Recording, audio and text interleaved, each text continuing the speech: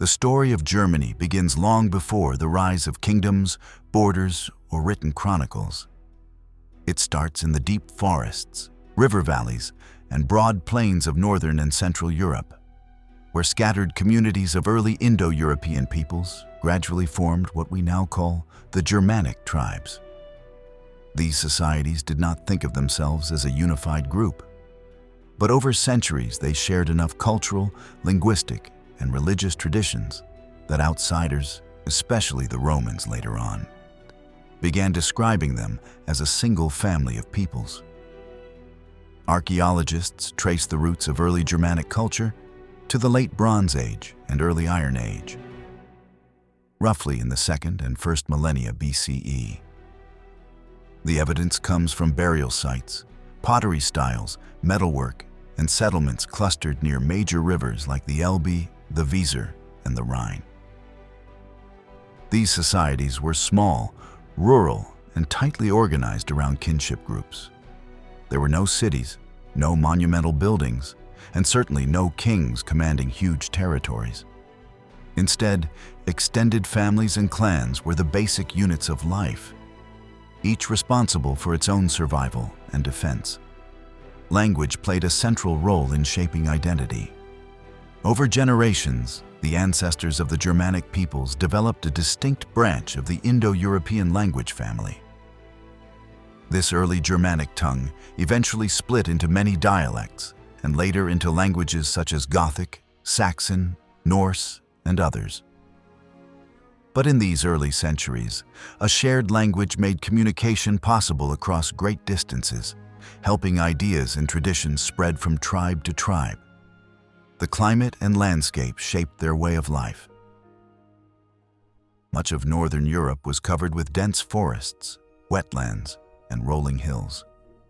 Farming was limited by shorter growing seasons compared to the Mediterranean world. As a result, many Germanic communities combined agriculture with hunting, herding, and small-scale trade. They grew grains like barley and wheat, raised cattle and pigs, and used the forests for timber, fuel, and wild game. The environment encouraged mobility and fostered a sense of independence within each tribe. Social structure revolved around free men who gathered in assemblies to settle disputes, make decisions, and choose leaders. These chieftains were not absolute rulers. Instead, their authority depended on reputation, bravery, and the loyalty of their followers. Gift-giving was an important part of leadership. A respected chief might distribute captured weapons, imported goods, or precious ornaments to show generosity and win allegiance. In return, warriors pledged support in battle.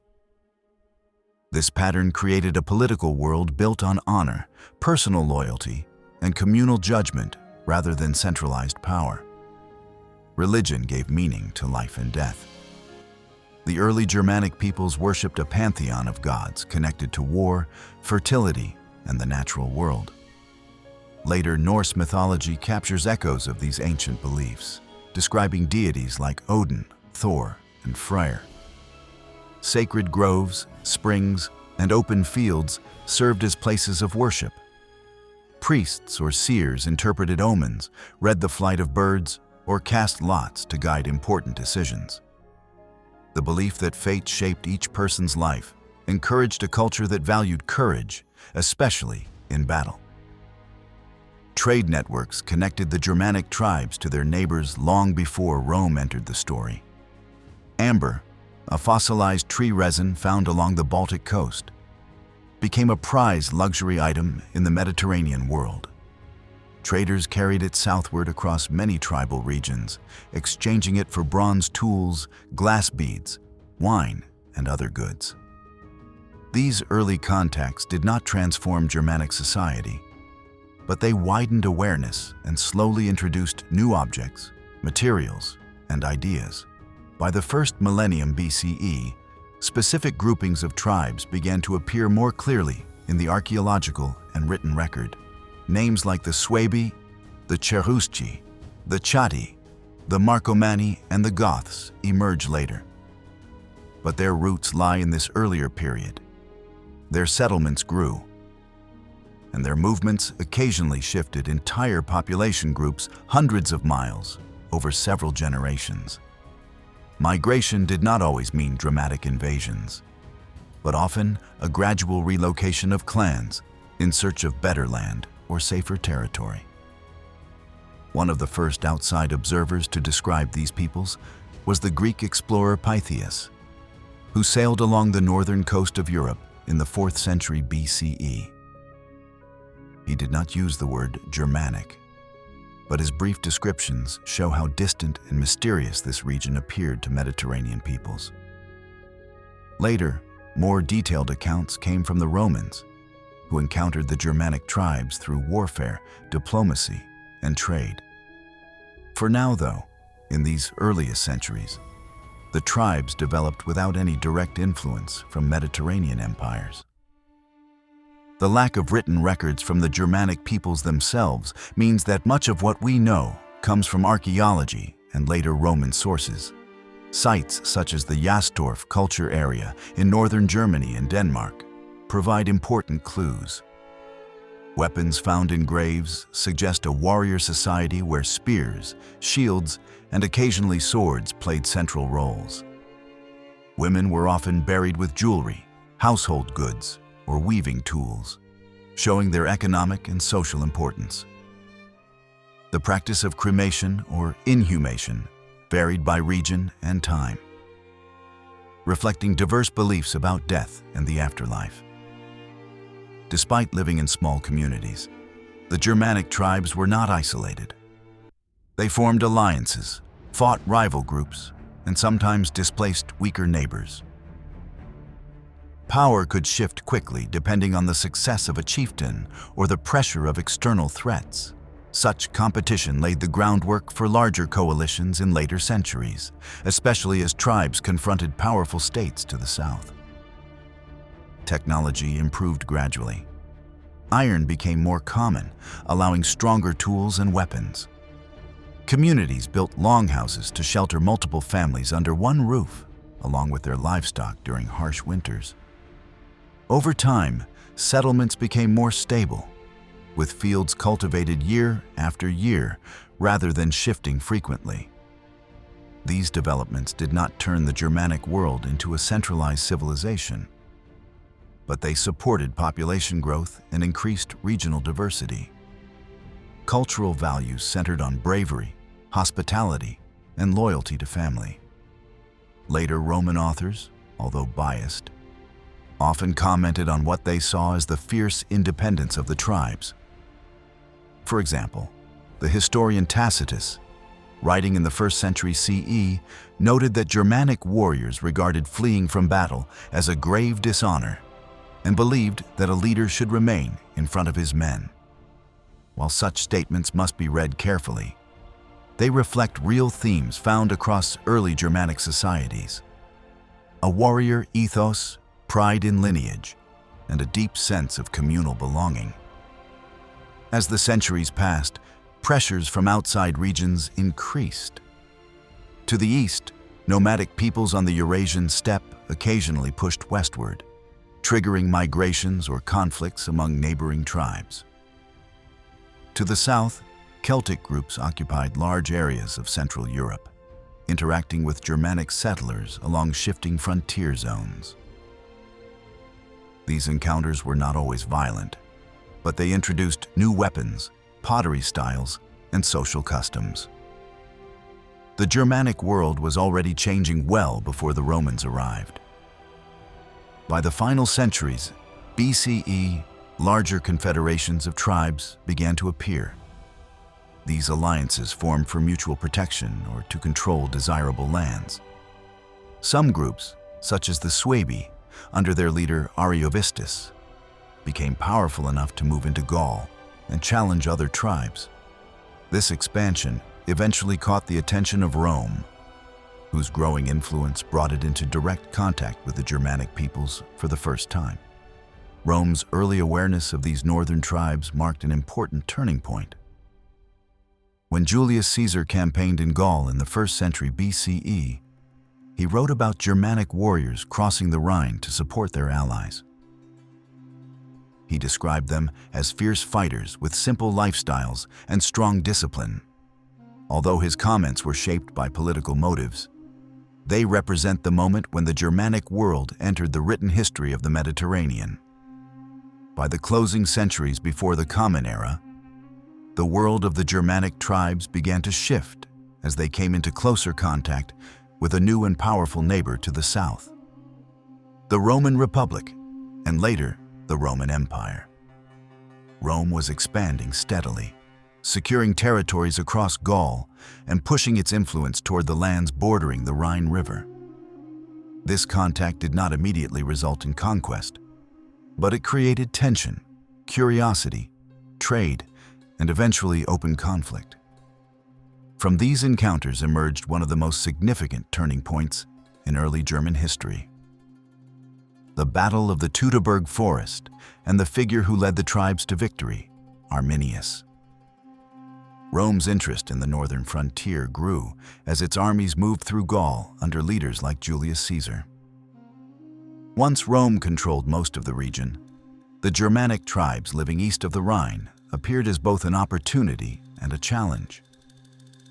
Some Roman commanders believed these lands could be conquered and turned into new provinces, just like Gaul.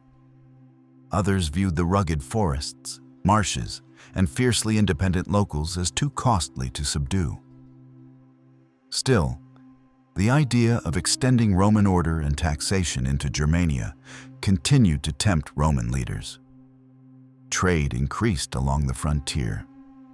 Germanic tribes exchanged furs, amber, and cattle for Roman metal tools, wine, pottery, and coins. These goods traveled along the Rhine, which became a major boundary separating two very different cultures. Rome used diplomacy to manage tribal politics, forming alliances with some groups while pressuring others. Roman commanders also recruited Germanic warriors as auxiliary troops, recognizing their skill in battle. In doing so, they often brought tribal leaders into Roman military networks, shaping their loyalties in subtle ways. But tension remained. Roman expansion into Germania was not just a political or economic project. It was also tied to military prestige. Ambitious commanders believed victory on the frontier could elevate their careers. The tribes, however, valued independence and were wary of foreign control. As Rome began establishing forts east of the Rhine, resistance grew. This set the stage for one of the most dramatic and consequential confrontations between the two worlds. During the reign of Emperor Augustus, Roman policy took a decisive turn. Commanders such as Drusus and later Tiberius campaigned deep into Germanic territory. These campaigns aimed to pacify local resistance, collect tribute, and lay the groundwork for a new Roman province in the region. The strategy seemed promising at first. Some tribes made temporary alliances with Rome, hoping to gain protection against rivals. Roman forts, roads, and supply lines stretched farther east each season. The empire appeared on the verge of completing a major expansion. Among the Germanic aristocracy influenced by this new reality was a young man named Arminius. Born into the Cherusci tribe, he was sent to Rome as a hostage in his youth, a common Roman practice for managing tribal alliances. There he received military training, learned Latin, and eventually earned Roman citizenship and the rank of equestrian. Arminius fought in Roman armies and gained first-hand knowledge of its tactics, discipline, and weaknesses. Rome believed he was a loyal ally, but in reality, he was becoming a powerful strategist who understood both cultures. The turning point came when Publius Quinctilius Varus, a trusted administrator of Emperor Augustus, was appointed to govern the newly subdued lands between the Rhine and the Elbe. Varus, known more for civil administration than military brilliance, aimed to integrate the region into the Roman provincial system. He imposed taxes, enforced Roman legal practices, and demanded obedience from local leaders. These measures deeply angered many tribes, who saw them as an attack on their customs and independence. Arminius recognized an opportunity. He used his position as a Roman officer and trusted advisor to Varus to conceal his growing coalition of Germanic tribes. Behind the scenes, he gathered leaders from various groups, Cherusci, Bructeri, Marsi, and others, persuading them that Rome intended to strip them of freedom. His argument rested not only on emotion, but also on strategic insight. Arminius understood that a direct confrontation with Roman legions in open battle would likely fail. Instead, he proposed a trap, one that exploited terrain, weather, and the Roman belief that they had already pacified the region.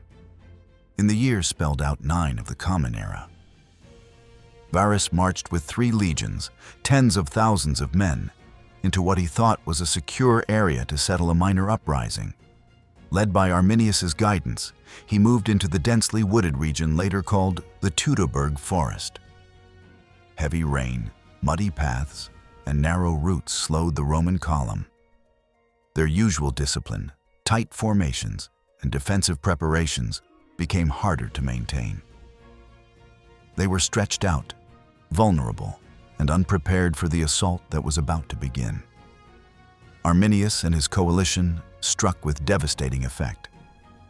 Warriors attacked from concealed positions, overwhelming Roman units before they could regroup. The forest confined the Romans, denying them the space needed for their traditional battle formations. Over several days of relentless fighting, Roman morale collapsed. Varus, realizing the disaster unfolding around him, took his own life. By the end, the legions were completely destroyed. Their standards were captured, their soldiers killed or enslaved, and their presence in the region effectively erased. The scale of the defeat shocked the Roman Empire. Augustus reportedly cried out in despair, begging for his lost legions to be returned. The battle forced Rome to abandon its plans to fully conquer Germania east of the Rhine. Instead, the empire focused on securing and fortifying its western frontier. This led to the construction of the Limes, a network of border defenses stretching across hundreds of miles. The Limes included watchtowers, forts, palisades, and earthworks designed to monitor movement, defend against raids, and stabilize the frontier. Arminius became a central figure in Germanic history, though his legacy was complex. After the victory, he attempted to unite the tribes into a larger political force. But internal rivalries and fears of domination prevented such unity. Eventually, Arminius was assassinated by members of his own people who felt threatened by his growing influence. Still, his achievement lived on. He had halted Roman expansion and shaped the geopolitical landscape of Central Europe for centuries to come. Rome did not entirely retreat from the region after the defeat. Instead, it shifted from aggressive conquest to careful management. Roman commanders launched retaliatory campaigns, seeking to recover lost honor and punish hostile tribes. While these operations achieved some success, they never reversed the basic outcome of the Teutoburg disaster. Rome accepted the Rhine as its permanent boundary, recognizing that the cost of conquest outweighed the potential gain. The frontier became a zone of constant interaction. Roman soldiers, traders, and diplomats moved along the Rhine and Danube, negotiating with tribal leaders and maintaining alliances. Many Germanic warriors continued to serve in Roman auxiliary units, gaining wealth and skills that later influenced their own communities. Trade flourished, bringing Roman goods into Germanic homes and introducing tribal products to Roman markets. At the same time, occasional raids and conflicts kept the frontier tense, reminding both sides of the fragile peace. Over time, the Limes took on more than a military function. It became a cultural boundary as well. To the south of this line, Roman cities grew with stone buildings, paved roads and vibrant markets. To the north, Germanic communities maintained their rural settlements, tribal assemblies, and traditional ways of life. The contrast was visible, but not absolute. Cultural exchange flowed in both directions, gradually blending elements of each world in areas near the frontier. The battle led by Arminius did more than stop Roman conquest. It preserved the distinct development of the Germanic peoples. Without Roman provincial integration, the tribes continued evolving on their own terms. Their languages remained independent, their political structures stayed decentralized, and their warrior culture endured for many generations. This allowed Germanic groups to become major actors later in European history, especially during the migrations and state formations that followed the fall of the Western Roman Empire. The Roman setback also shaped imperial strategy for centuries. Emperors invested heavily in frontier defense, recognizing that the Germanic world was too vast and too fragmented to conquer fully. The Rhine and Danube rivers became the backbone of Roman security. Commanders stationed along the frontier learned to navigate tribal politics carefully. Sometimes Rome supported one tribe against another. Sometimes it recruited entire groups as allies. Diplomacy became just as important as military strength. The collapse of Roman authority in Western Europe brought enormous change to the lands inhabited by the Germanic peoples. Rome had never conquered the deep interior of Germania, but its influence shaped the regions along the Rhine and Danube for centuries. When the Western Empire weakened in the 4th and 5th centuries of the Common Era, the balance of power shifted decisively. Germanic tribes who once lived along the frontier now moved, expanded, or reorganized into new political formations. Among these emerging powers, none would shape the future of Central Europe more profoundly than the Franks. The Franks were not originally a single unified people. Instead, they were a loose coalition of smaller tribes living along the Lower Rhine and in the regions that are now the Netherlands, Belgium, and Western Germany. Their early history shows a pattern of flexibility and adaptation. Unlike some tribes who sought to invade Roman lands through force alone, the Franks built their position by combining military strength, diplomacy, and selective cooperation with Roman authorities. Over time, this strategy gave them opportunities that other groups did not enjoy. As the Roman frontier weakened in the 4th and 5th centuries, the Franks expanded into northern Gaul. Some groups received permission from Roman commanders to settle as foederati, federated allies expected to defend the frontier. Others pushed southward independently, taking advantage of Roman administrative decline. This dual approach allowed the Franks to grow in population, resources, and territorial influence, while maintaining a reputation as both fierce fighters and useful allies. The turning point in Frankish history came with the rise of the Merovingian dynasty, named after the semi-legendary figure Merovech. His descendants transformed the Franks from a loose tribal network into a powerful kingdom. The most significant of these early rulers was Clovis, spelled out as Clovis, though his name appears in various historical forms. Clovis, who lived in the late 5th and early 6th centuries, understood that to succeed, he needed more than military victory. He needed legitimacy and unity. After defeating rival Germanic and Gallo-Roman leaders, he consolidated control over much of Gaul. One of Clovis's most important decisions was his conversion to Christianity, specifically the form practiced by the Roman Church rather than the Arian Christianity, followed by several other Germanic kingdoms. According to later accounts, this decision came after a battlefield vow in which he promised to convert if he achieved victory. Whether this moment happened exactly as described is less important than the political effect it produced.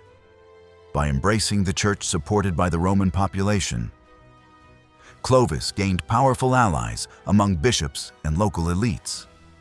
This strengthened his position and helped unify diverse peoples under Frankish rule. The Merovingian kingdom grew into a major force in Western and Central Europe. Yet the Merovingian kings eventually lost much of their real power, leaving governance in the hands of powerful officials known as mayors of the palace. Over time, these mayors became the effective rulers of the Frankish realm. Among them was the Carolingian family, whose influence would reshape not only Frankish lands, but the entire European continent. The Carolingians rose to prominence in the 7th and 8th centuries by expanding military power, supporting the church, and promoting administrative reforms. Charles Martel, often called Charles the Hammer, became especially famous for his victory near Tours, where Frankish forces turned back a Muslim army advancing from the Iberian Peninsula. Although this confrontation has sometimes been exaggerated in later memory, it demonstrated the Carolingians' growing influence and military capability.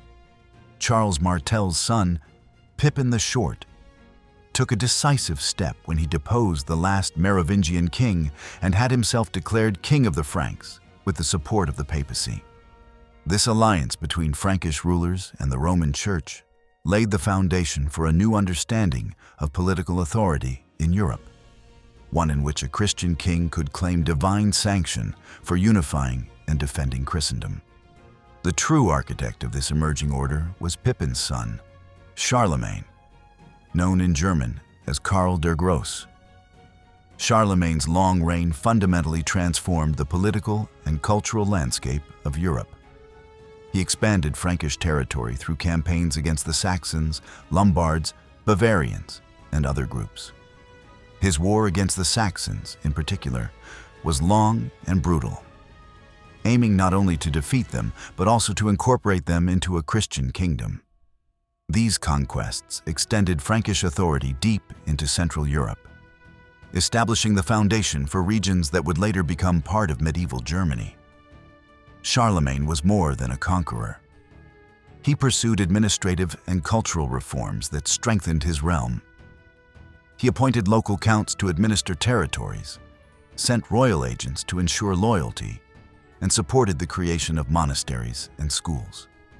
This revival of learning, often called the Carolingian Renaissance, preserved important Latin texts, improved literacy among clerics, and encouraged artistic and architectural achievements.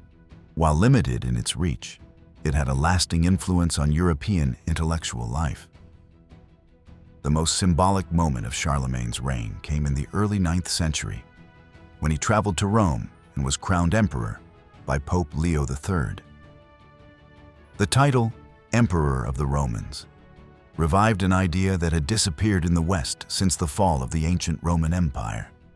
The coronation signaled a close partnership between the Frankish monarchy and the Church, blending Germanic kingship with Roman imperial tradition. Although Charlemagne did not seek to replicate the Roman Empire in every form, the title gave his rule a new prestige and a sense of continuity with the ancient past. After Charlemagne's death, his empire faced internal pressures. His grand vision could not easily survive division among his heirs. In the mid-9th century, the Treaty of Verdun separated the empire into three main parts, with the eastern portion becoming the foundation of what would later be recognized as the German kingdom. This eastern realm included diverse regions such as Saxony, Bavaria, Franconia, and Swabia, each with its own traditions and leaders. While unified under the Carolingian legacy, these regions retained strong local identities that would influence the future political shape of Germany. The Carolingian line weakened over time, and local rulers gained greater autonomy. Out of this shifting landscape emerged new leaders who sought to strengthen the Eastern Kingdom. Among them was Henry the Fowler, the Duke of Saxony, who became king in the early 10th century. Henry's leadership marked a renewed effort to unify the eastern lands and defend them against external threats, particularly the Magyar raiders from the east. Henry's son, Otto I, often called Otto the Great, continued this consolidation. Through military success and alliances with the Church, Otto strengthened the monarchy and expanded influence into Italy. His victory over the Magyars at the Battle of Lechfeld secured the eastern frontier and solidified his authority. In recognition of his achievements, Otto was crowned emperor by the Pope, establishing what historians later called the Holy Roman Empire. This empire was neither purely Roman nor entirely German, yet it drew from both traditions. Its rulers claimed the legacy of Rome while governing a realm centered on German-speaking regions. Unlike the unified empires of the ancient world, the Holy Roman Empire was a complex confederation of duchies, bishoprics, monasteries, and cities. Power was shared, negotiated, and often contested. Kings relied on the support of nobles in the church, granting privileges and titles to maintain alliances. This decentralized structure became one of the defining features of medieval Germany. With the establishment of the Holy Roman Empire, the political landscape of Central Europe entered a new and intricate phase. The empire brought together duchies, bishoprics, counties, and emerging towns under the authority of a king, who could, with papal approval, become emperor. Yet this authority was never absolute. Over the course of the medieval era, power within the empire became increasingly decentralized, shaped by the ambitions of regional princes, the rise of cities, and long-standing tensions between secular rulers and the church. These developments created a world in which Germany, far from being a unified realm, became a mosaic of competing powers, each with its own identity, traditions, and interests. In the centuries following the reign of Otto the Great, the empire continued to evolve through shifting alliances and expanding social institutions. One of the most significant forces shaping medieval Germany was the growing autonomy of regional dukes and princes. These rulers controlled large territories, commanded their own armies, collected taxes, and dispensed justice. Their power often rivaled that of the emperor, especially during periods of weak central leadership. This rise of local authority was partly a result of geography. The empire stretched across vast and varied landscapes, from the North Sea coast to the Alps, making centralized administration difficult. Roads were limited, communication slow, and travel dangerous. In such a world, local rulers were essential for maintaining order and responding to regional challenges. Over time, their practical authority translated into political legitimacy. Many princes claimed ancient rights and customs that allowed them to govern independently, while still acknowledging the emperor as a symbolic figure of unity. The church also played a major role in this system. Bishops and abbots controlled extensive lands and held significant political influence. Unlike secular lords, they were appointed rather than born into their positions. Emperors saw this as an opportunity. By appointing loyal clergy to important posts, they could extend their influence into regions where hereditary nobles resisted imperial control. In return, church leaders relied on imperial support for protection and legitimacy. However, this arrangement sparked a major conflict known to history as the investiture controversy. The issue centered on who had the right to appoint bishops, the emperor or the pope. Emperors argued that, as secular leaders responsible for maintaining the realm, they needed loyal church officials in key positions. The papacy insisted that spiritual authority must remain free from secular interference. This struggle came to a head during the reign of Emperor Henry IV and Pope Gregory VII. When Gregory challenged imperial authority, Henry responded by declaring the Pope deposed. The Pope in turn excommunicated Henry, releasing his subjects from their oaths of loyalty. The conflict escalated until Henry made a dramatic journey to the fortress of Canossa in the Alps, where he sought absolution in the middle of winter. Although this act temporarily restored his standing, the struggle between empire and papacy continued for generations. In the end, neither side achieved complete victory. The Concordat of Worms, reached in the early 12th century, offered a compromise. The Church would appoint bishops, but the emperor retained a role in the process. This settlement reflected the broader reality of medieval Germany: overlapping spheres of authority that constantly required negotiation. While emperors and princes contested political power, economic and social life across the empire changed profoundly. One of the most important developments was the rise of towns and cities. These urban centers emerged as hubs of trade, craftsmanship, and cultural exchange. Their growth was fueled by expanding long-distance commerce, especially in goods such as cloth, metalwork, salt, and grain. Merchants formed guilds to regulate trade, protect members, and maintain standards. Skilled craftsmen organized similar associations, creating a growing middle class with interests distinct from those of nobles or peasants. Cities sought and often received charters granting them privileges such as the right to hold markets, collect tolls, or govern themselves through elected councils. These freedoms made towns attractive to settlers seeking economic opportunity or relief from the restrictions of rural life. The legal principle, city air, makes one free, captured the idea that urban life could offer greater personal autonomy than the countryside. As cities expanded, they gained political weight, sometimes challenging nearby nobles or even the emperor. In the northern regions of the empire, a powerful commercial network known as the Hanseatic League emerged.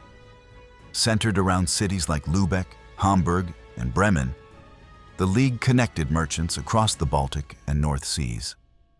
Its members cooperated to defend trade routes, negotiate privileges with foreign rulers, and secure commercial monopolies.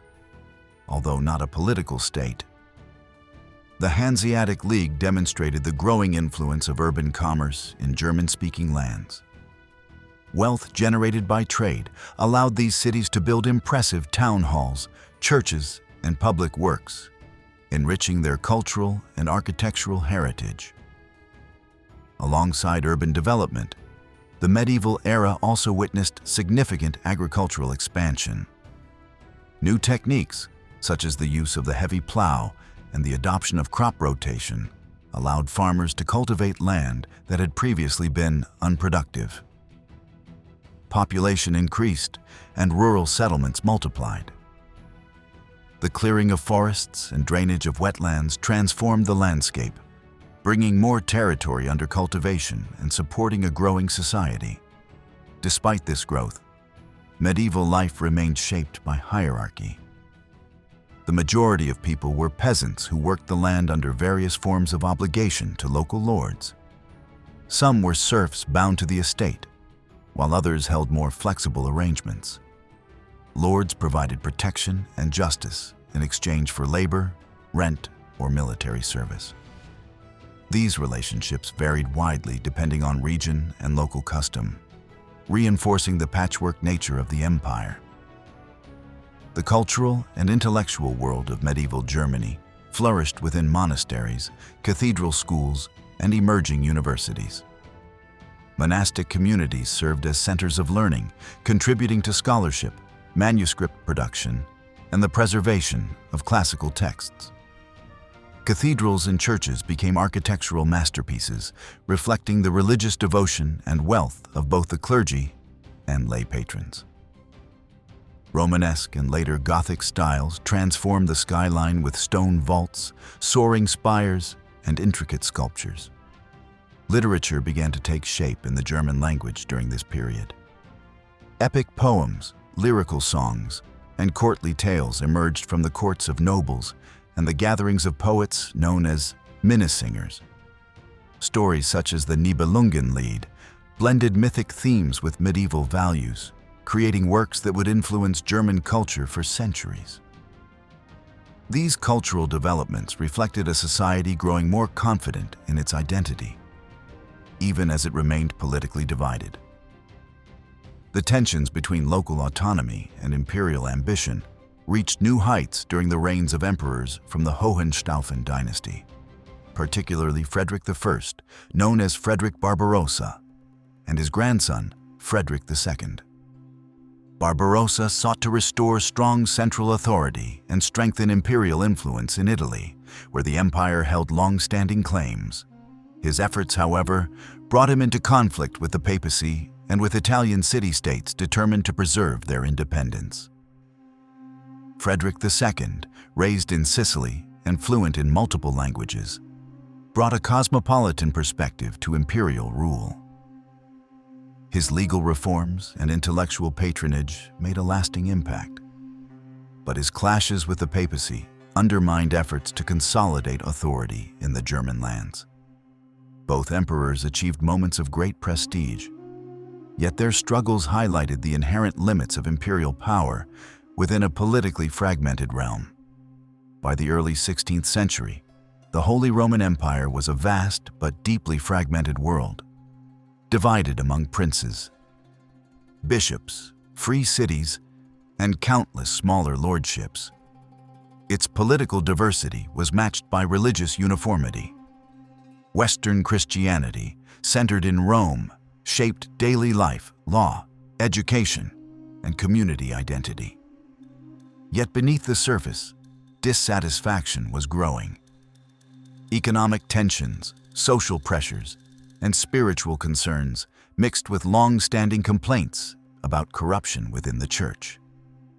In this environment of uncertainty and hope, a movement would arise that transformed not only German-speaking lands, but much of Europe. The spark came from Martin Luther, a monk and scholar whose protest set off the Protestant Reformation. Martin Luther was born in the late 15th century in Eisleben, a town in central Germany. He grew up in a society where the church played a central role in everything from local festivals to the administration of justice. After surviving a violent storm, an event that he interpreted as a sign, Luther entered a monastic order and devoted himself to study and prayer. He eventually became a professor of theology at the University of Wittenberg, where his deep engagement with Scripture shaped his understanding of faith. At this time, the church offered indulgences, documents that promised the reduction of time in purgatory.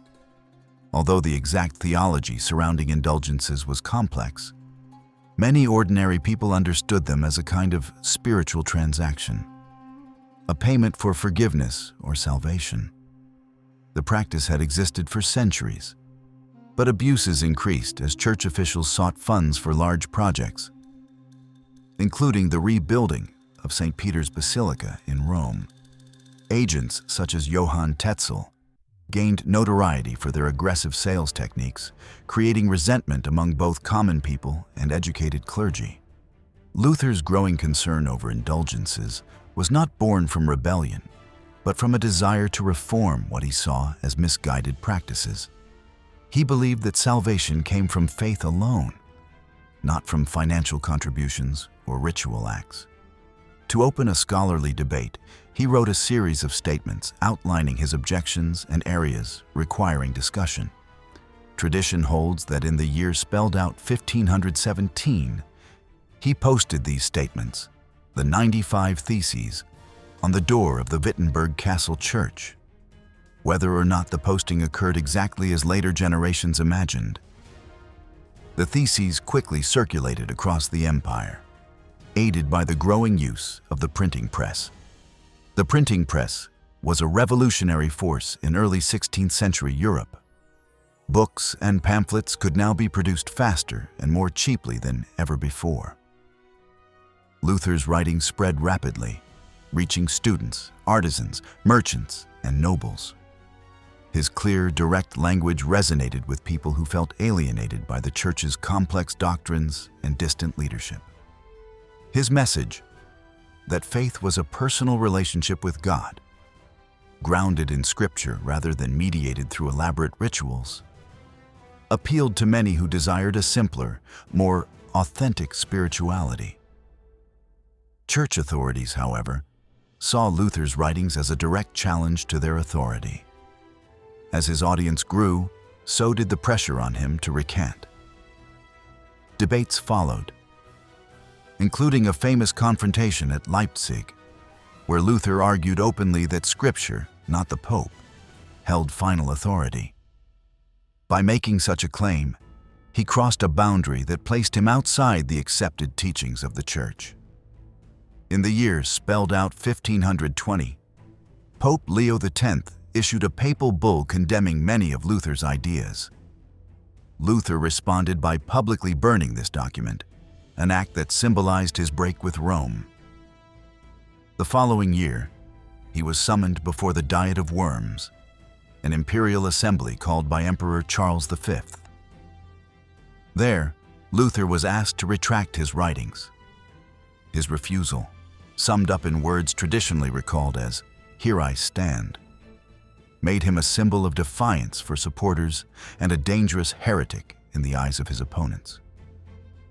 The emperor declared him an outlaw, but Luther found refuge under the protection of Frederick the Wise, the Elector of Saxony.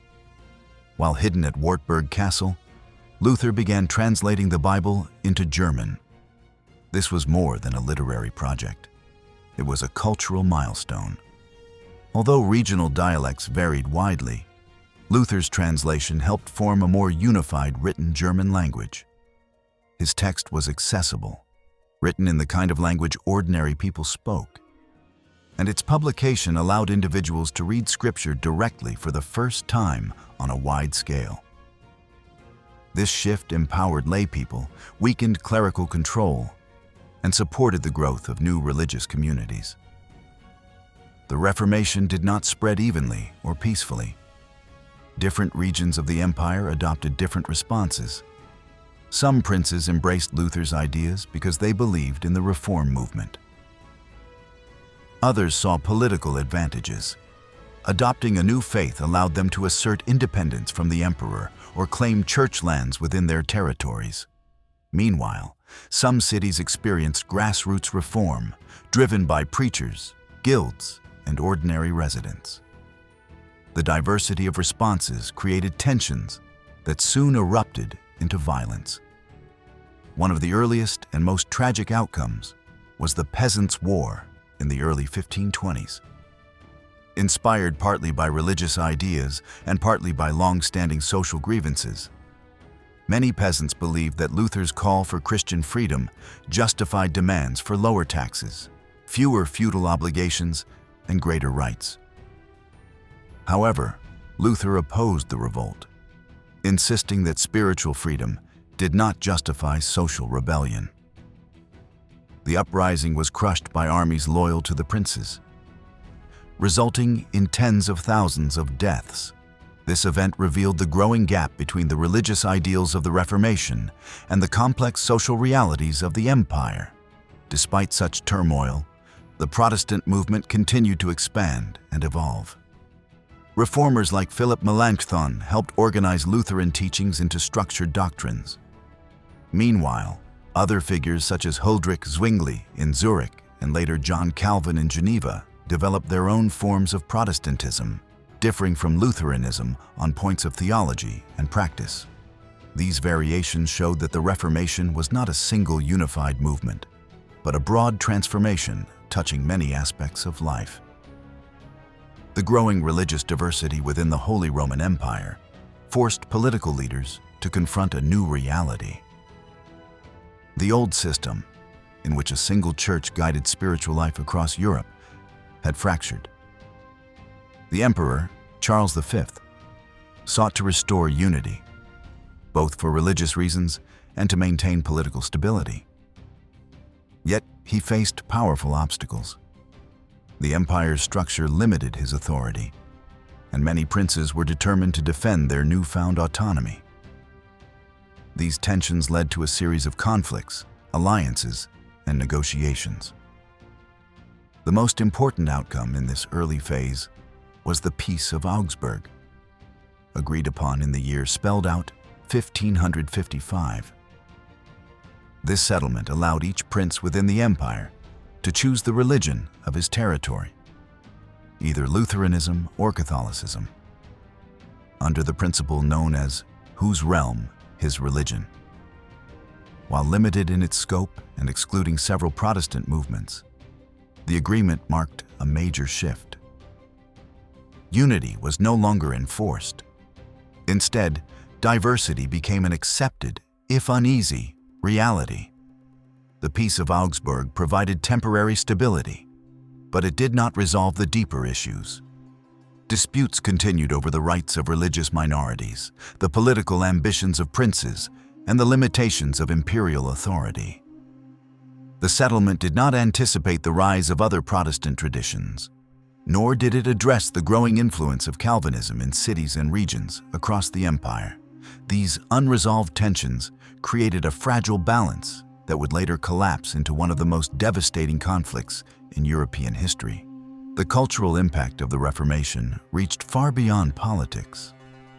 Literacy increased as people sought to read scripture in their own language. Printing houses flourished, producing not only religious texts, but pamphlets, songs, and educational materials. Schools expanded as both Protestant and Catholic leaders recognized the importance of teaching reading and doctrine. Families experienced changes as well. With a greater emphasis on personal faith, the role of the household in religious instruction, and the importance of marriage and family life among clergy. Art and music also changed. Protestant regions developed new forms of religious music, encouraging congregational singing. Sermons became central to worship, expanding the role of the spoken word. Meanwhile, Catholic regions responded with renewed artistic and architectural efforts, promoting an emotional and visual form of devotion. These contrasts contributed to a rich and diverse cultural landscape within German-speaking lands. The Reformation reshaped identity. People no longer defined themselves solely by local or imperial affiliations.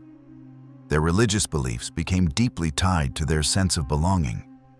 In many places, being Lutheran or Catholic became part of everyday social and political life.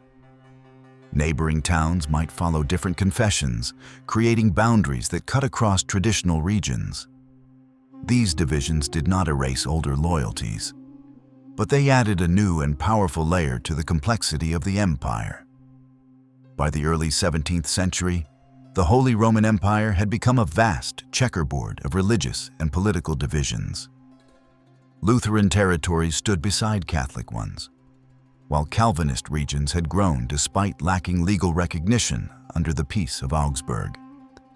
Princes maneuvered for greater autonomy.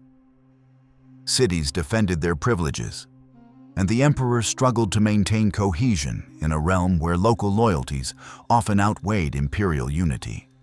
These unresolved tensions created an atmosphere in which even small disputes could escalate into larger confrontations. When conflict finally erupted, it spiraled into one of the most destructive wars in European history, the 30 Years' War.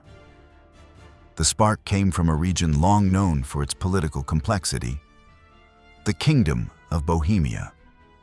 Bohemia was a diverse land with a strong tradition of religious independence, influenced by earlier reform movements such as those inspired by John Hus.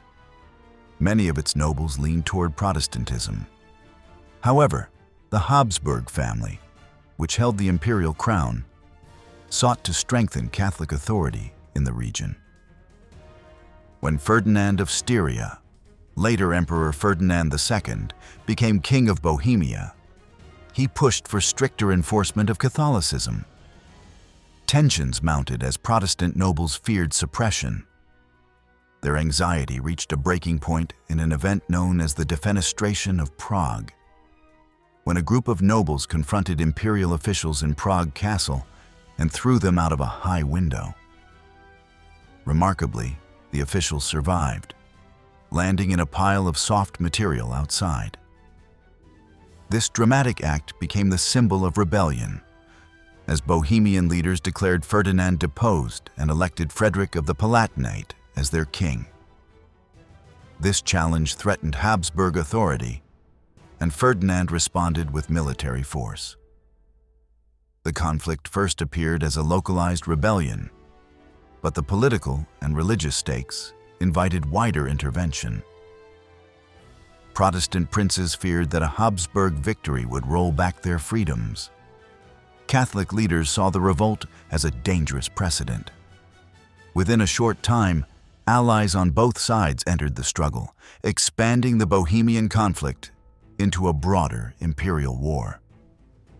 The first major battle at White Mountain resulted in a decisive victory for the imperial and Catholic forces.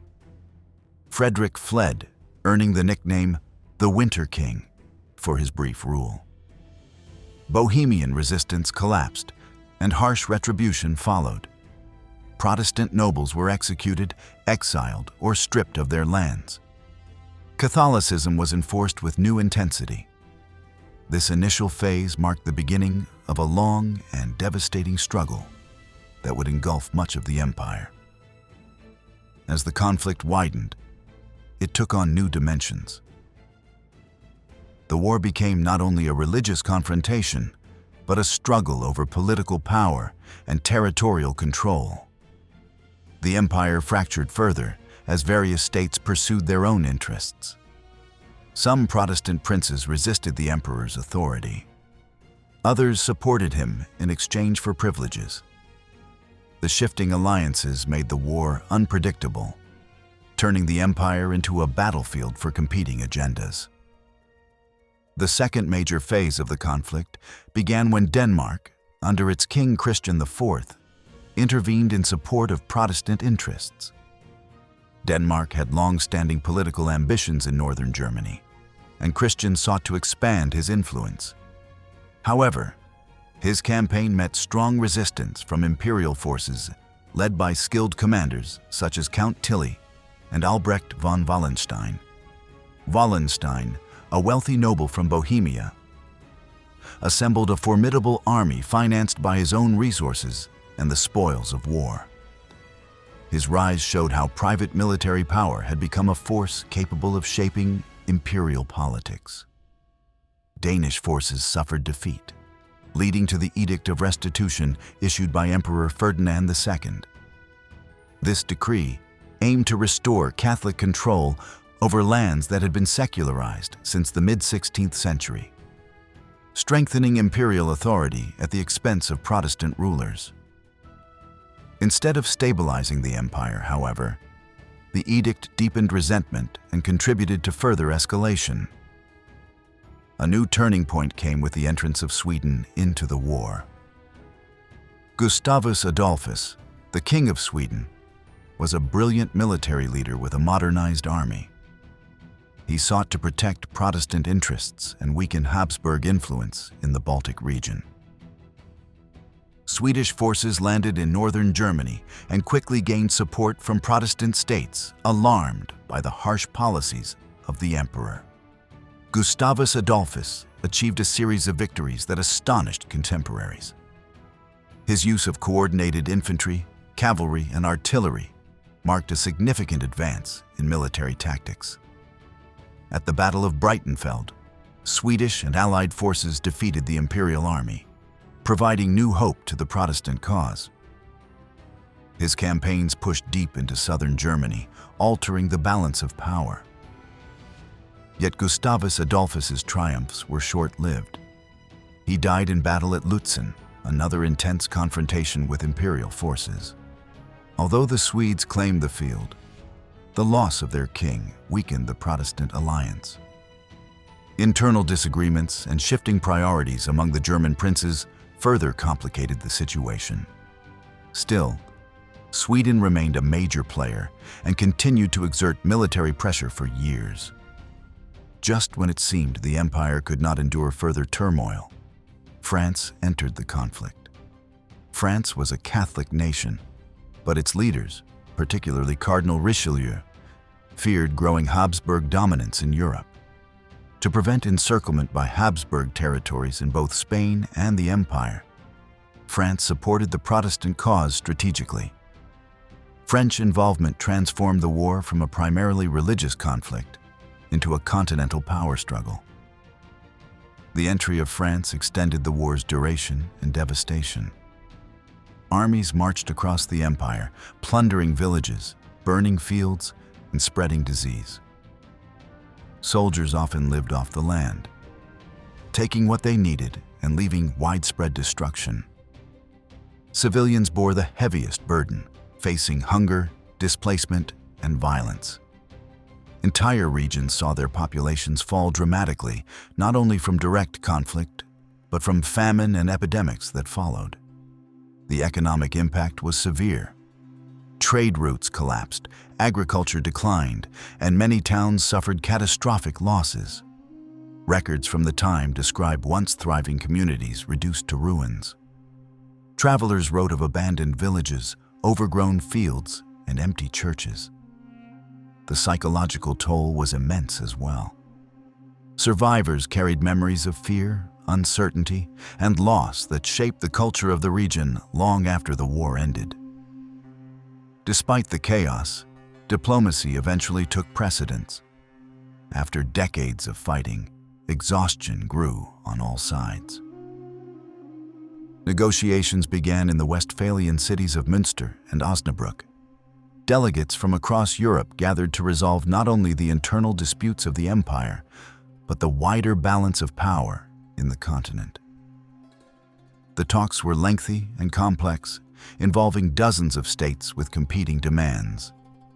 The Peace of Westphalia, concluded in the mid-17th century, reshaped the political map of Europe. Within the Holy Roman Empire, the settlement affirmed the principle established earlier in the Peace of Augsburg, allowing rulers to choose the religion of their territories.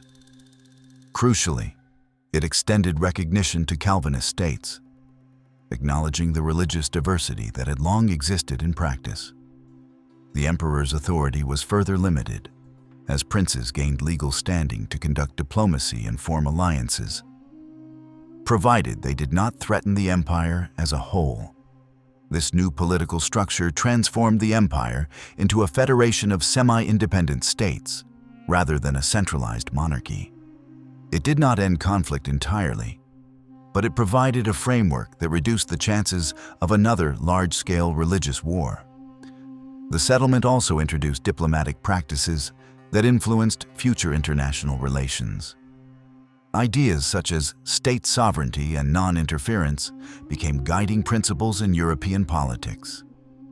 In the aftermath of the 30 Years' War, the Holy Roman Empire survived, but only as a weakened federation of hundreds of principalities, duchies, bishoprics, and free cities.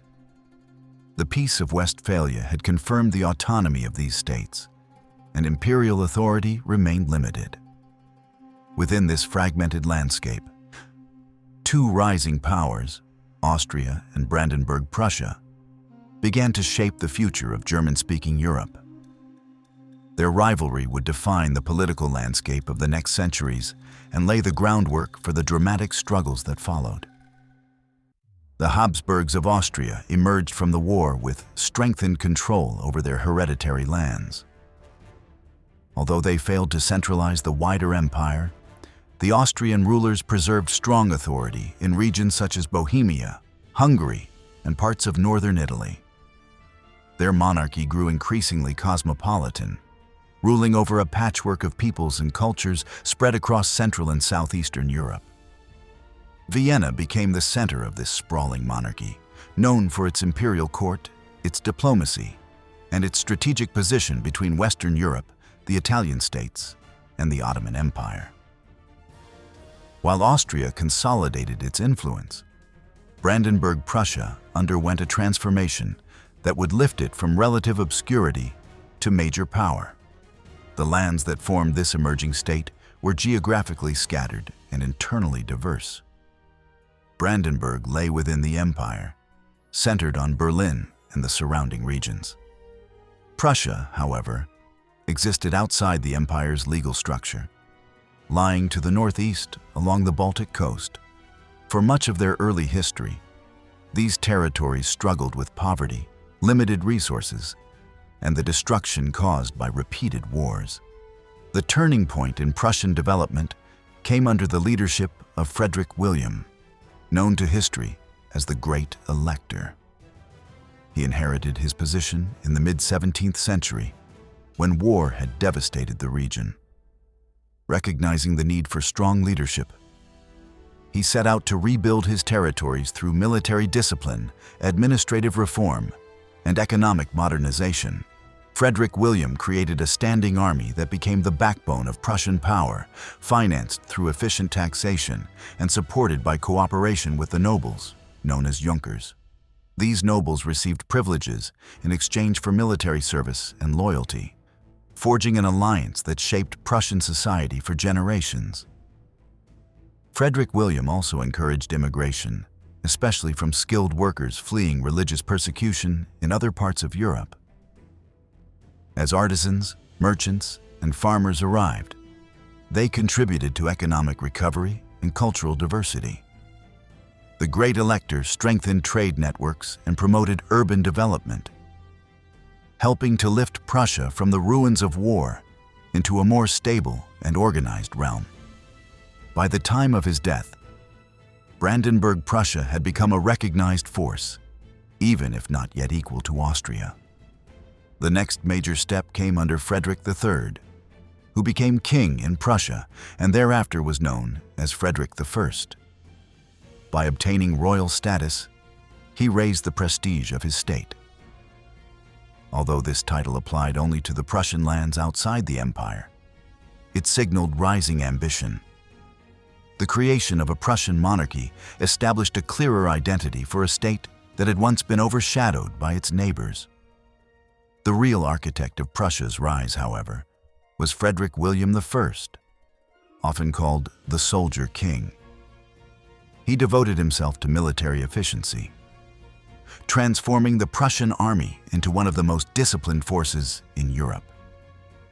His reign emphasized simplicity, frugality, and administrative precision. Under his rule, military service became a defining feature of Prussian society.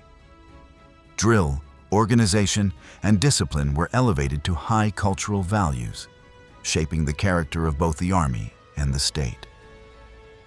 Although the Soldier King avoided major wars, he left behind a powerful military machine ready for future expansion. This foundation prepared the way for his son, Frederick II, known to history as Frederick the Great. Frederick the Great was one of the most influential figures in 18th century Europe. Educated in the ideas of the Enlightenment, he wrote essays on philosophy, corresponded with thinkers such as Voltaire, and appreciated the arts. Yet he combined this intellectual curiosity with ambitious military leadership. Early in his reign, he launched daring campaigns to seize Silesia from Austria, a region rich in resources and strategically important. These conflicts, known as the Silesian Wars, triggered a broader struggle between Prussia and Austria for dominance in Central Europe. The rivalry drew in other major powers, including France, Britain, and Russia, reflecting shifting alliances and the complex balance of power on the continent. The resulting conflict, often called the 7 Years' War, extended far beyond Europe and involved fighting in North America, India, and the Caribbean. Within the German lands, however, the core issue remained the struggle between the Habsburgs and the Hohenzollerns.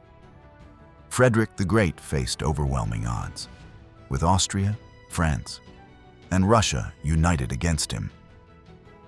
Yet his strategic skill, rapid maneuvering, and willingness to take risks kept Prussia in the fight. At key moments, fortune intervened.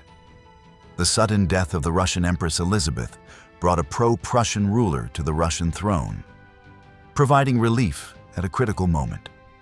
By the end of the conflict, Prussia emerged battered but victorious, retaining control of Silesia and gaining recognition as one of Europe's great powers. Austria, though unable to reclaim Silesia, remained a major force. Empress Maria Theresa initiated important reforms, strengthening the administration, reorganizing the army, and improving the tax system. Her efforts modernized the Habsburg lands and prepared the state for continued influence. Along with her son, Emperor Joseph II, she implemented Enlightenment-inspired changes that reshaped education, religious policy, and legal structures. These reforms did not eliminate internal diversity, but they strengthened central authority and made the Austrian monarchy more resilient. The rise of Prussia and the continued strength of Austria created a dual leadership within German-speaking Europe. The Holy Roman Empire, still formally intact, became increasingly symbolic as real power rested with these two states.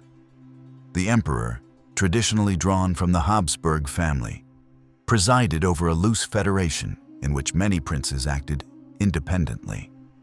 Imperial institutions persisted, but their influence diminished, especially as Prussia asserted itself outside the traditional structures.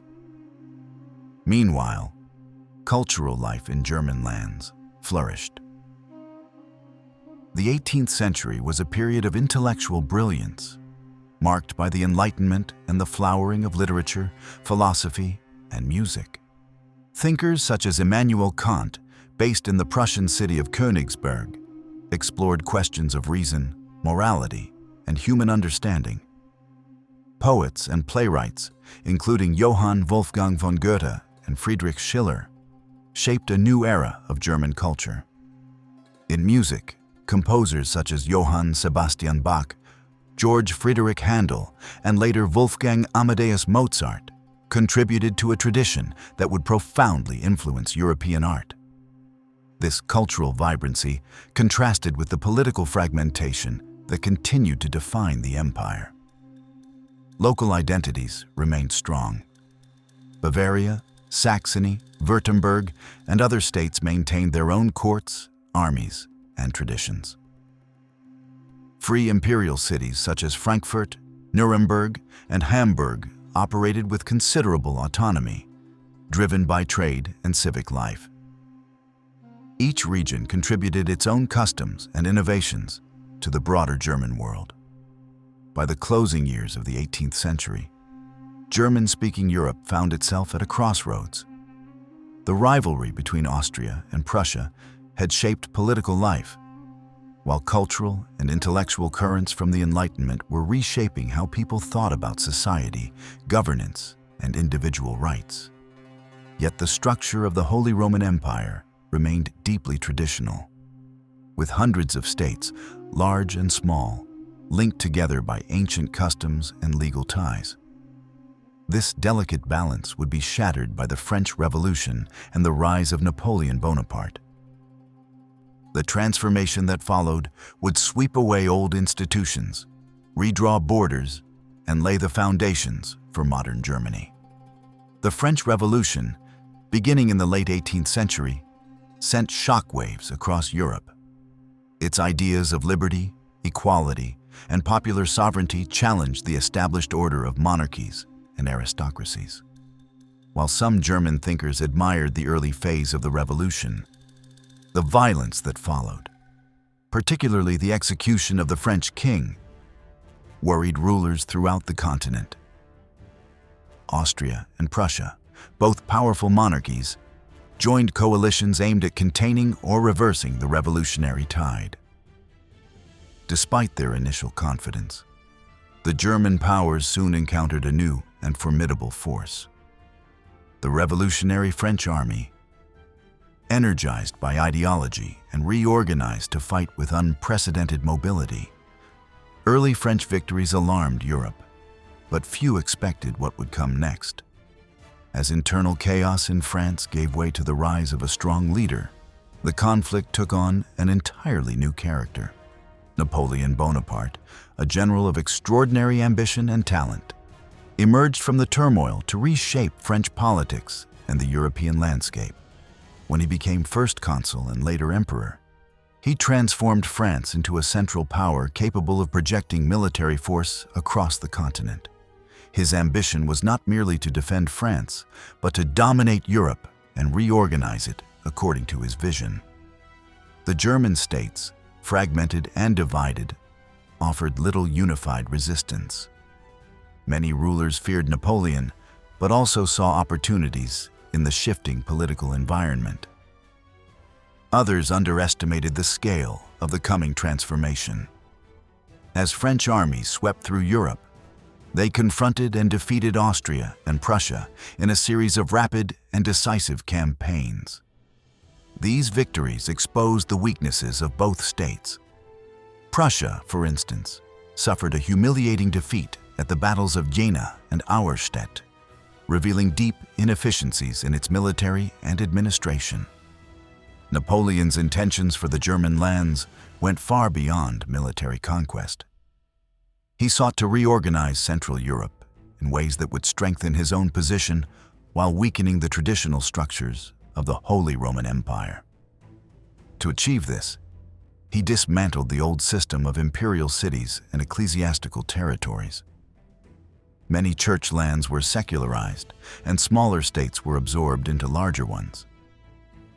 This process, known as mediatization, reduced the number of states within the empire and concentrated political power in fewer hands.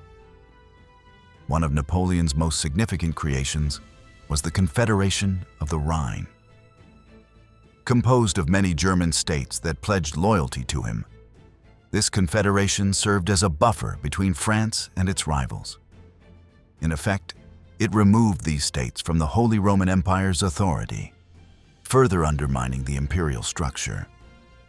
With much of the empire now aligned with France, the institution that had existed for centuries was nearing its end. The decisive moment came when Emperor Francis II abdicated his imperial title. Faced with the reality that the empire existed largely in name, he dissolved the Holy Roman Empire entirely. The institution that had begun with a coronation in the early Middle Ages came to a quiet end under pressure from Napoleon's sweeping reforms. In its place, Francis adopted the title Emperor of Austria, symbolizing the shift of Habsburg identity away from imperial universalism and toward a more defined national monarchy. The fall of the Holy Roman Empire was a profound moment in German history. For nearly a millennium, the empire had served as the political framework, imperfect, fragmented, yet deeply influential, within which German identity had developed.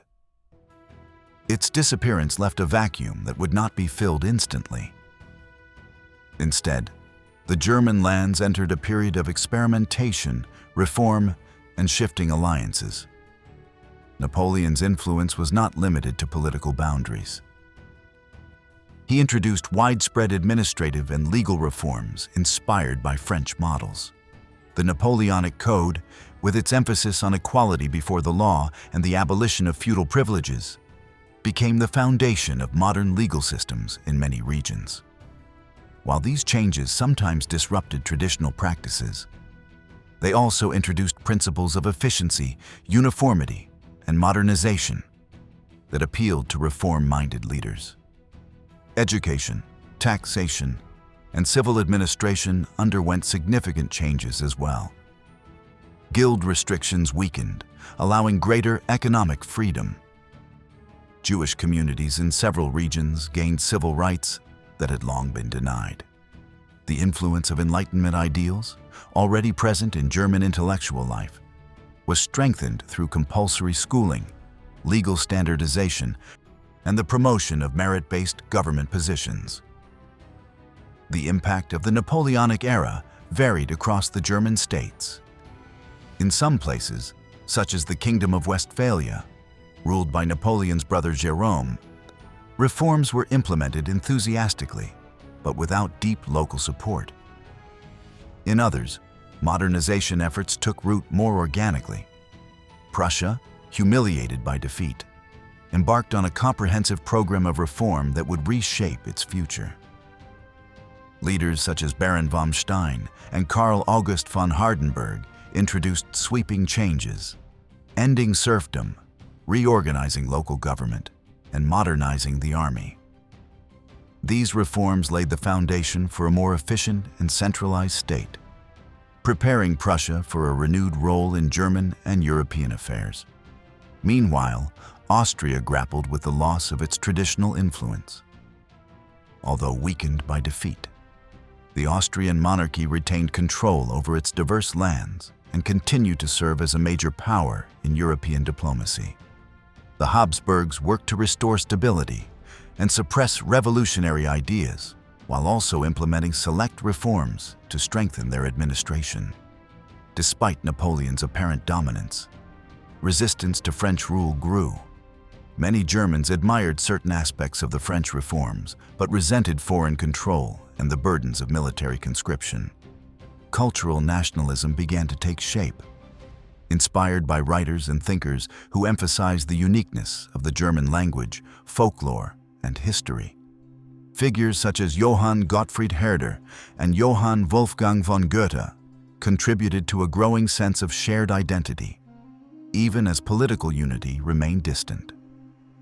This rising nationalism became a powerful force during the Wars of Liberation. As Napoleon's empire stretched across Europe, cracks began to appear. The failed invasion of Russia weakened French forces, emboldening German resistance. Prussian reformers and military leaders called for popular mobilization, urging citizens to defend their homeland. Volunteers joined the struggle, and uprisings spread. Austria, too, re-entered the conflict, aligning with Russia and Britain against Napoleon. The decisive confrontations took place across German soil. The Battle of Leipzig, often called the Battle of the Nations, was a turning point. Allied armies from Russia, Prussia, Austria, and Sweden joined forces to defeat Napoleon's troops.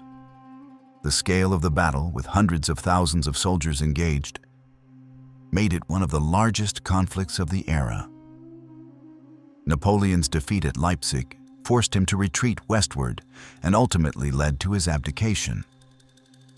The defeat of Napoleon and the decisions made at the Congress of Vienna reshaped the German lands. But they did not resolve the deeper questions that had been growing since the Enlightenment. What should Germany be? Who should govern it? And what values should shape its future? The German Confederation, created after Napoleon's fall, preserved the old political order by maintaining the power of princes and ensuring Austrian leadership. Yet beneath this surface of stability, new intellectual, cultural, and economic forces were emerging. Forces that would challenge the traditional structures of authority and push the German states toward political change. One of the most transformative developments of this era was the rise of nationalism. Unlike earlier forms of loyalty based on local identity or allegiance to a ruling dynasty, 19th century nationalism rooted itself in language, shared culture, and the idea of a collective people.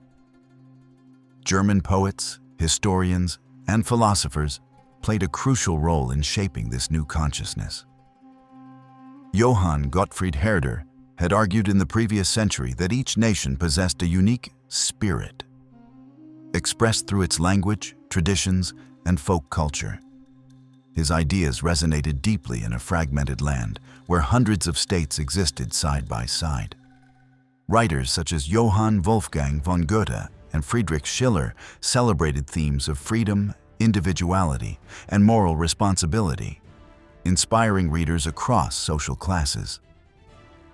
Meanwhile, scholars like the Brothers Grimm collected folktales and linguistic evidence that highlighted the cultural unity of German-speaking peoples. These works helped people imagine themselves as part of a broader community that transcended political borders. Economic changes reinforced these cultural shifts. The early Industrial Revolution reached German lands unevenly, but with growing impact. Textile mills, ironworks, and coal mines expanded, particularly in regions such as the Rhineland and Saxony.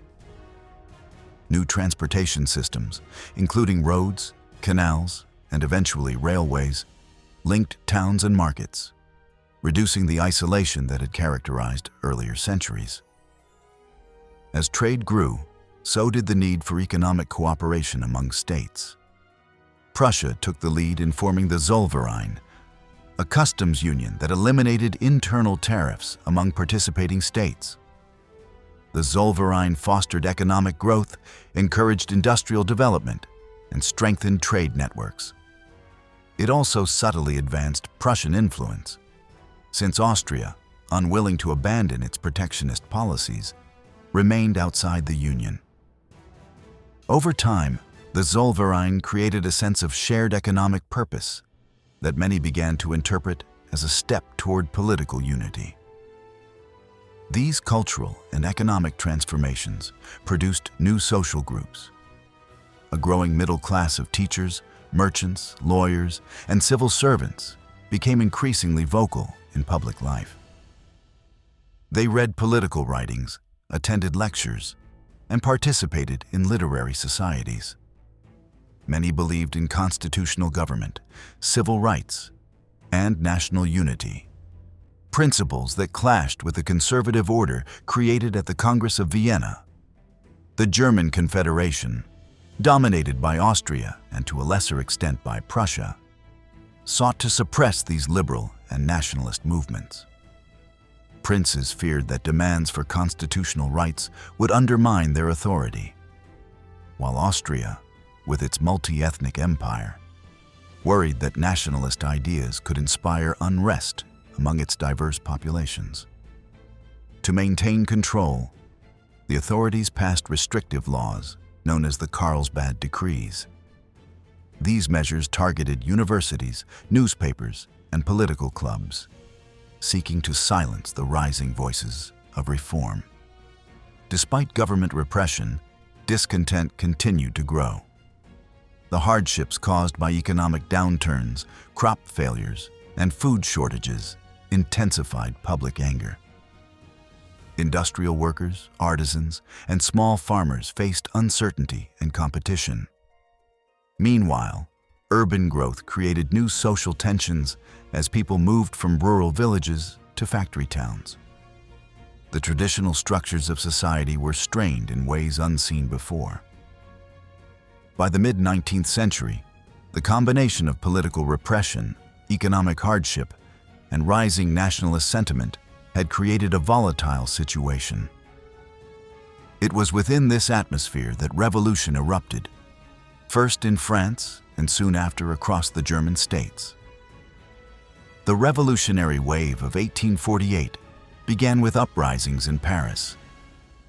When news of the French revolt reached German lands, it inspired demonstrations, petitions, and demands for reform. Crowds gathered in cities such as Vienna, Berlin, Frankfurt, and Munich, calling for constitutions, freer press laws, expanded voting rights, and national unity. Many rulers, caught off guard by the scale of the protests, initially responded with concessions, hoping to calm the situation. In many states, constitutional assemblies were convened. Political prisoners were released. Censorship relaxed. For a brief moment, it seemed as if the dream of a unified, liberal Germany might finally be within reach. The center of this movement became the city of Frankfurt, where delegates from across the German Confederation assembled in the Paulskirche, or St. Paul's Church, to draft a constitution for a unified German nation. This assembly, known simply as the Frankfurt Parliament, brought together lawyers, professors, judges, merchants, and journalists. Men who represented the educated middle class, but not necessarily the broader population. Their task was historic: to craft the first modern constitution for Germany. Debates within the Frankfurt Parliament were intense and often divided. Delegates agreed on basic principles such as civil liberties and the rule of law. but disagreements quickly emerged regarding the structure of the state. Some argued for a federal monarchy with strong regional autonomy, while others supported a centralized government. A major question concerned Austria. Should a united Germany include the vast territories of the Austrian Empire, many of which were not German-speaking? This became known as the conflict between Greater Germany, including Austria, and Little Germany, excluding Austria. Another key issue centered on who should lead the new nation. Many delegates favored offering the German imperial crown to the Prussian king, Frederick William IV. Prussia was the largest and most powerful German state outside Austria, and its military strength seemed essential for defending a unified nation. Yet when the crown was formally offered to him, Frederick William IV refused, declaring that he would not accept a crown from the gutter, meaning a crown granted by a popular assembly rather than by fellow monarchs. This refusal dealt a devastating blow to the Frankfurt Parliament. Without support from Prussia or Austria, the Parliament lacked the power to enforce its constitution. Conservative forces regained strength, and rulers who had earlier conceded reforms began to reverse them.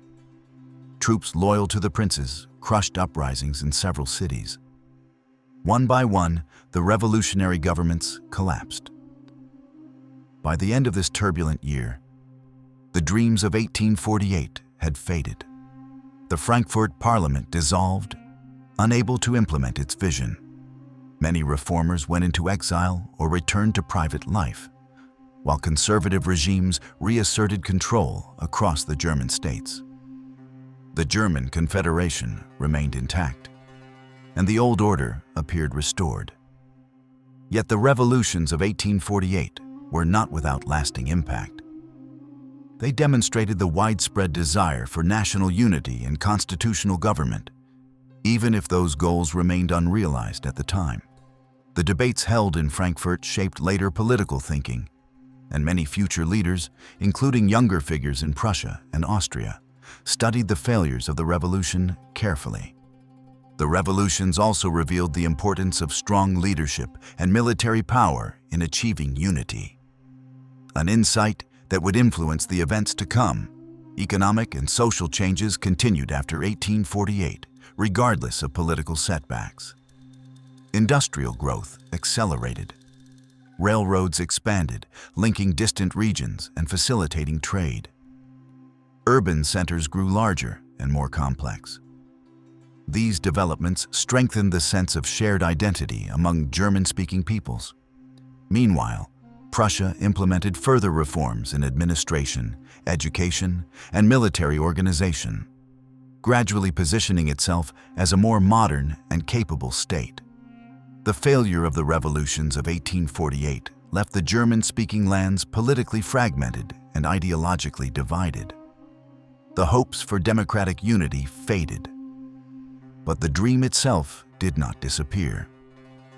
Instead, it shifted from the hands of idealistic revolutionaries to the strategies of powerful statesmen.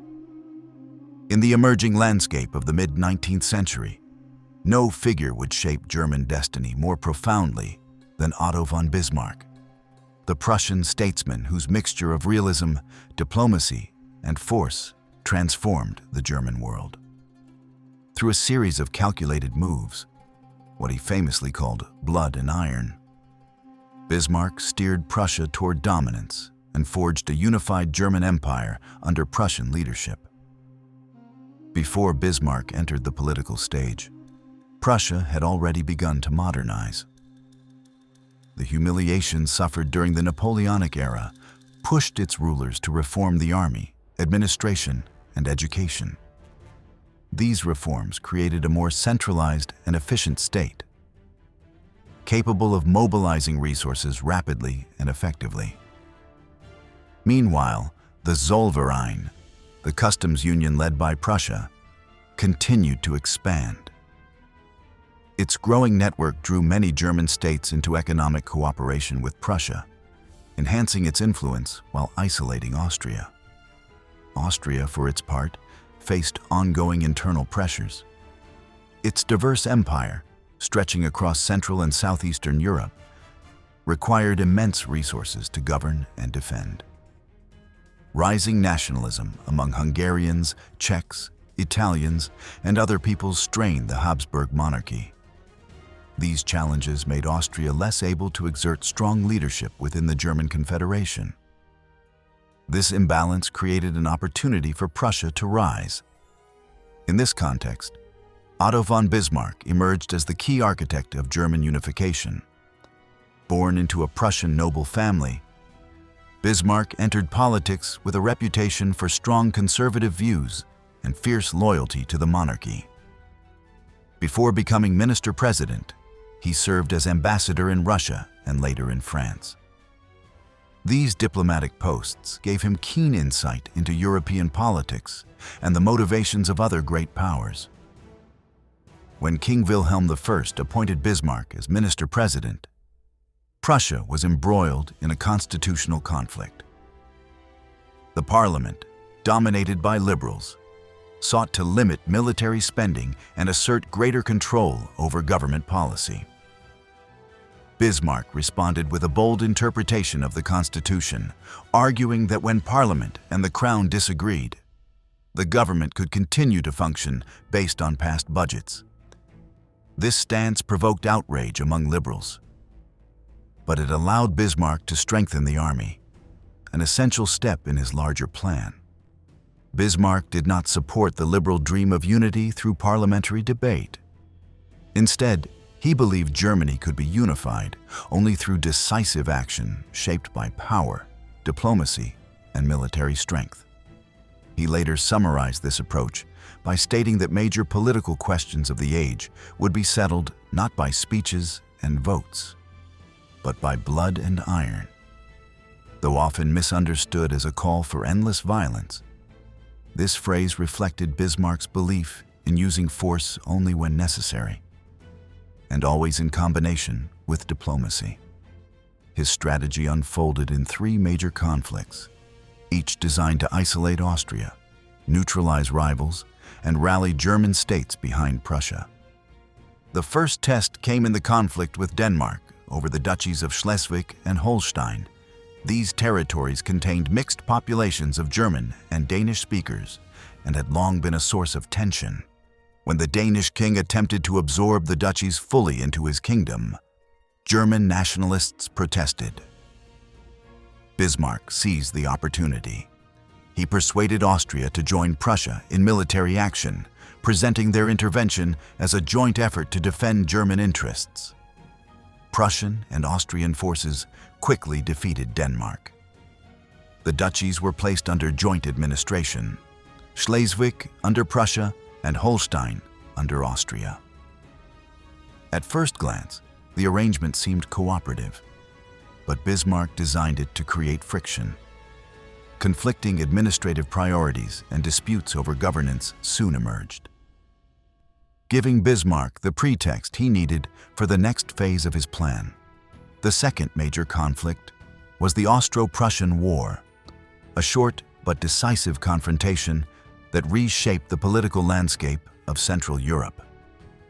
Bismarck carefully prepared for this war by securing diplomatic neutrality from Russia and France. He also avoided provoking Britain, which preferred a balance of power on the continent.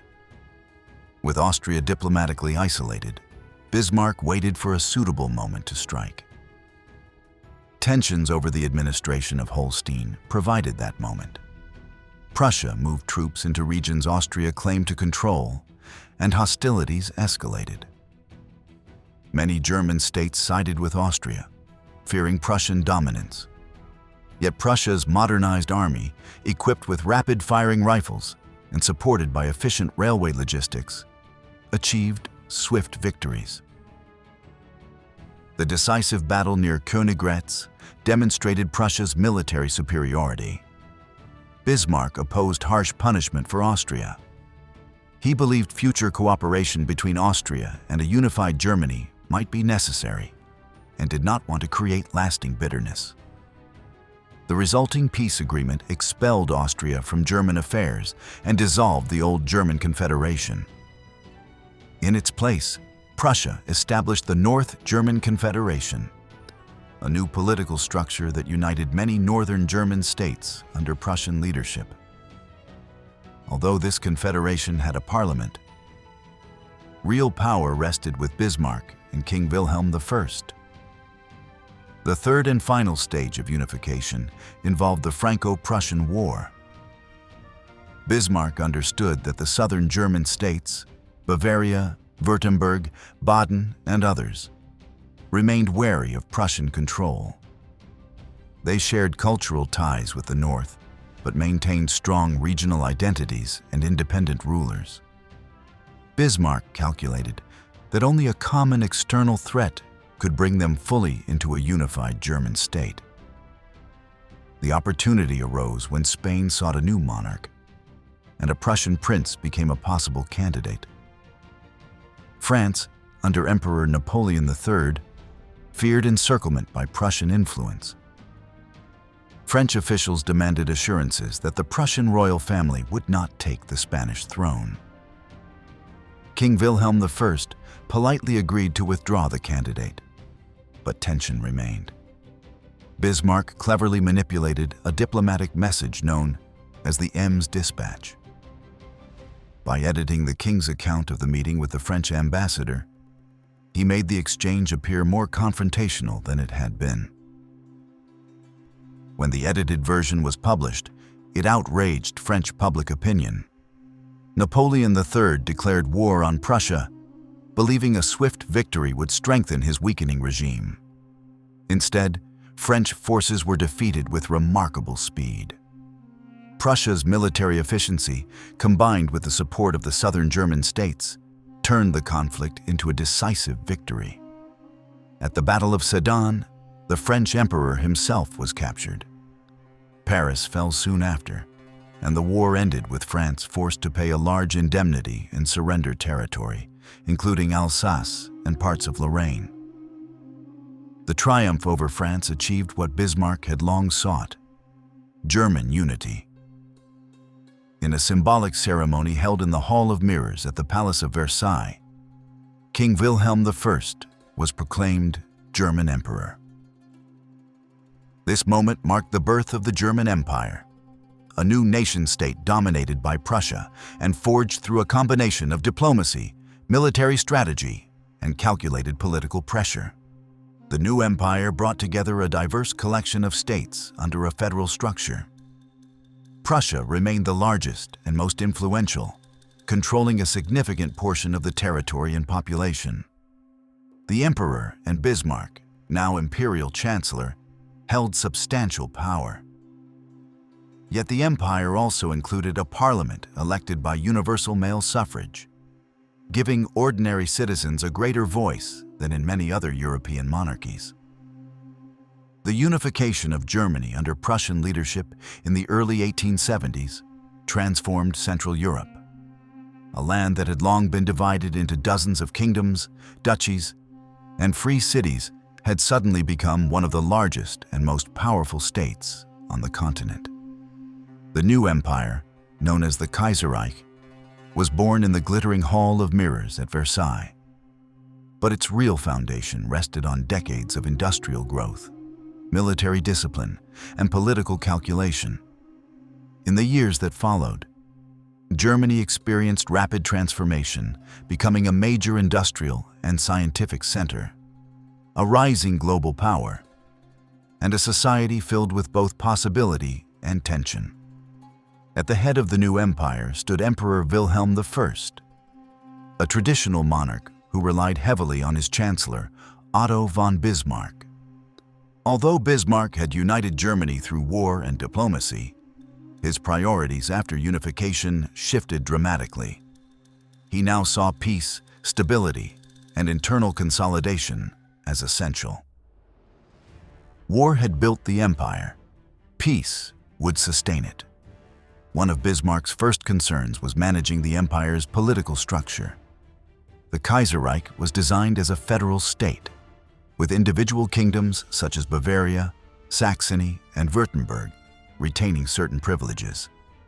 Yet real power lay with Prussia, whose king served as emperor and whose ministers dominated the national government. The Reichstag, a parliament elected by universal male suffrage, held the power to approve budgets, but could not remove the chancellor or the emperor. This mixture of democratic forms and authoritarian authority created a system that was both modern and deeply conservative. Despite its political complexities, the German Empire entered a period of extraordinary economic growth. Industrialization accelerated rapidly, especially in regions rich in coal and iron ore, such as the Ruhr and the Saar. New factories produced steel, chemicals, locomotives, electrical equipment, and textiles. German companies like Siemens, Krupp, and BASF became international leaders in engineering and scientific innovation. Advances in chemistry led to breakthroughs in dyes, pharmaceuticals, and fertilizers, turning Germany into a world center of scientific research. Railway lines expanded across the empire, connecting cities, moving raw materials, and enabling goods to reach global markets. Urban centers such as Berlin, Hamburg, Munich, and Cologne grew at remarkable speeds. Berlin, once a provincial capital, developed into a major European metropolis filled with factories, universities, theaters, and government buildings. The growth of industry drew millions of people from rural areas into the cities, reshaping social life and creating new opportunities and new tensions. The expansion of industrial society gave rise to a large working class. Factory laborers faced long hours, low wages, and unsafe working conditions. These hardships spurred the development of labor movements and political organizations.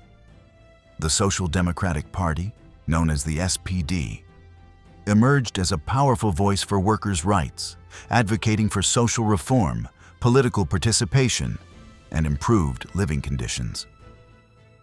It quickly became one of the largest socialist parties in Europe.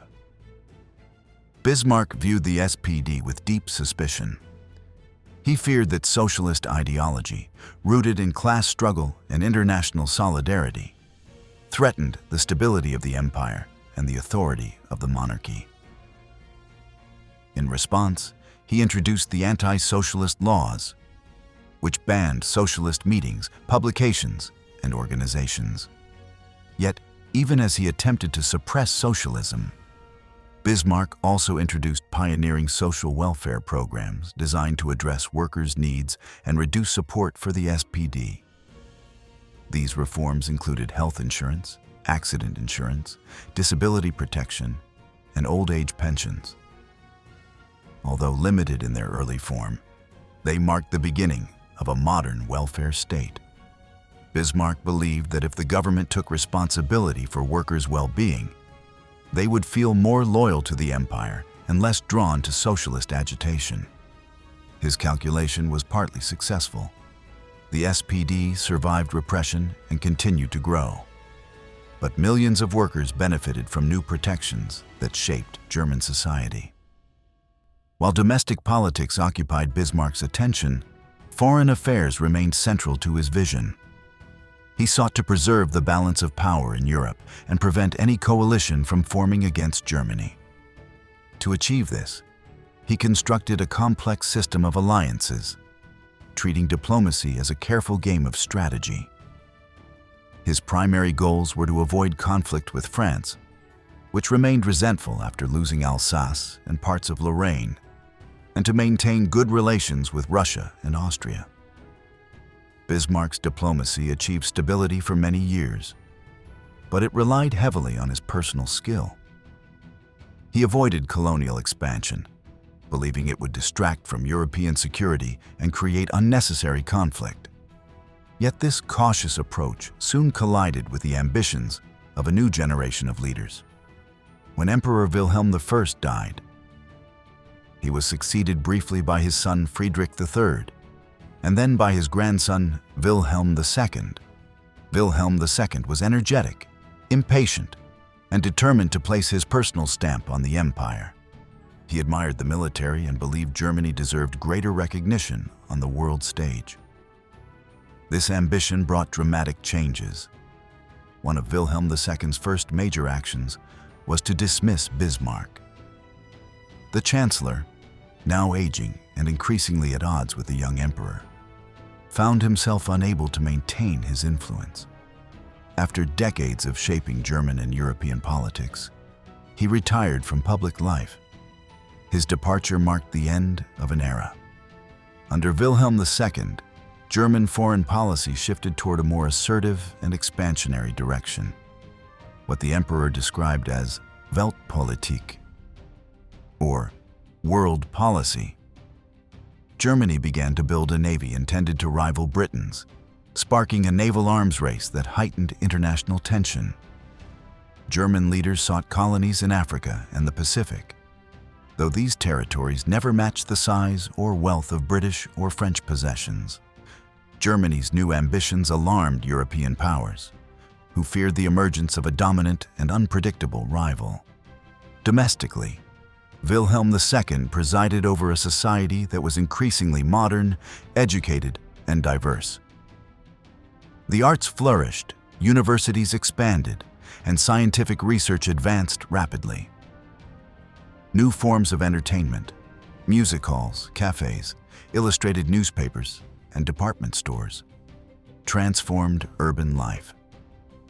Yet beneath this vibrancy lay social and political strains. Workers demanded better wages and safer conditions. The middle class sought greater political participation. Religious divisions persisted, particularly between the largely Catholic regions of the South and West and the Protestant majority in Prussia. Bismarck had earlier waged the Kulturkampf, a conflict with the Catholic Church, in an attempt to reduce its influence. Although he later backed away from this campaign, the tensions it created continued to shape political alignments. Agrarian interests, especially in eastern Prussia, feared losing influence to industrial and urban groups. Conservatives worried that rapid modernization would erode traditional values.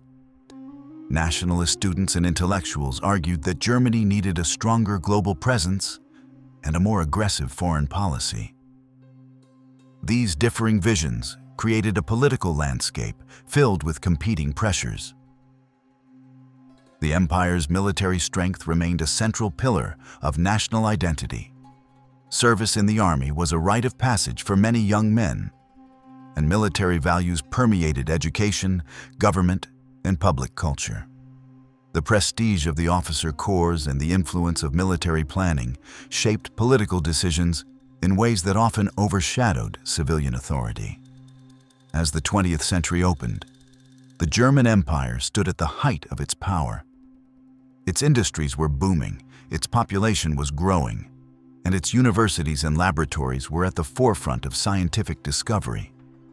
Yet beneath this impressive exterior, there were tensions, political, social, and international, that would soon push the nation into one of the most devastating conflicts in human history. The First World War would test Germany as never before, revealing both the strength and the fragility of the empire created by Bismarck. By the war's end, the Kaiserreich would collapse, leaving Germany with deep scars and a troubled path ahead.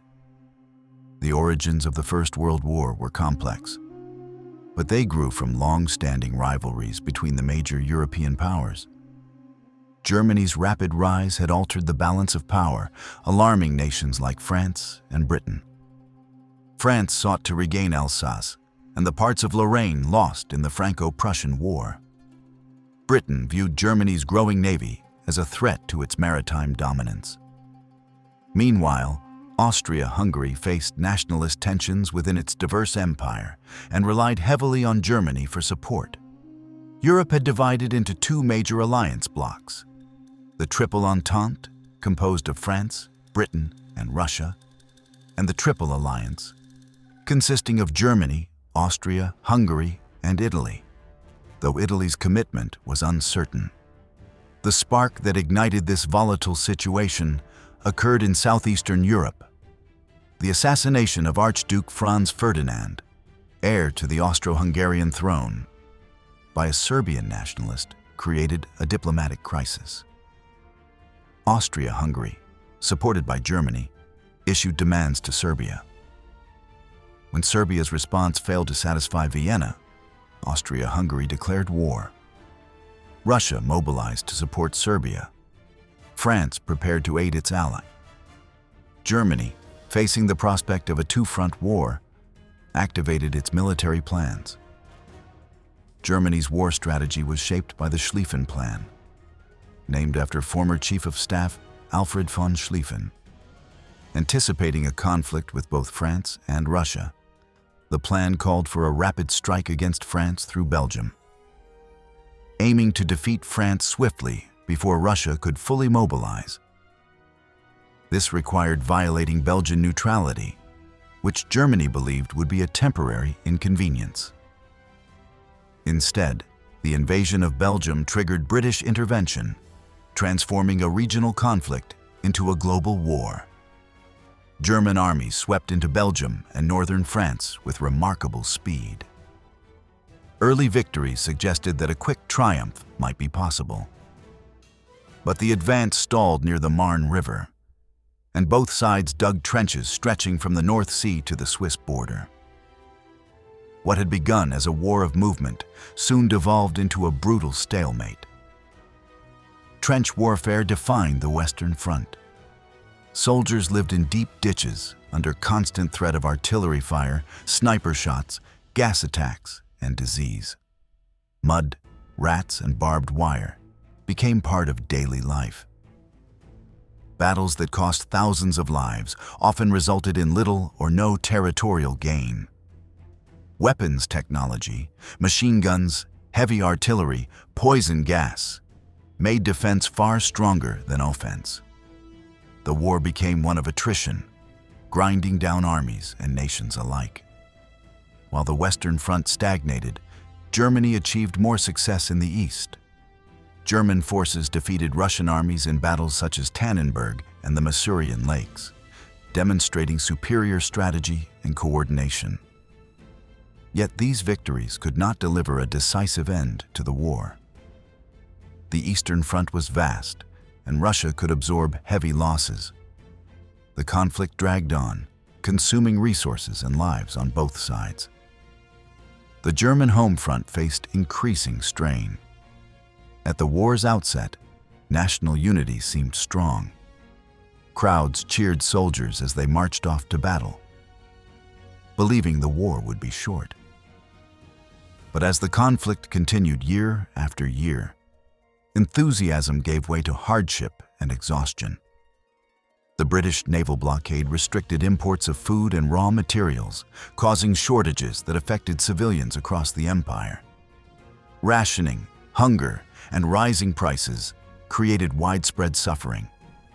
In urban areas, families queued for hours to obtain basic supplies. Malnutrition became common, especially among children and the elderly. The winter known as the turnip winter, when turnips replaced potatoes due to crop failures and shortages, symbolized the crisis facing German society. The government struggled to maintain control while balancing military needs and civilian demands. Political tensions grew. Workers went on strike, demanding better conditions and an end to the war.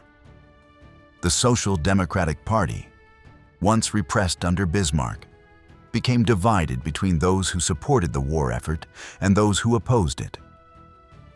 Meanwhile, conservative elites and military leaders gained increasing influence, sidelining civilian politicians.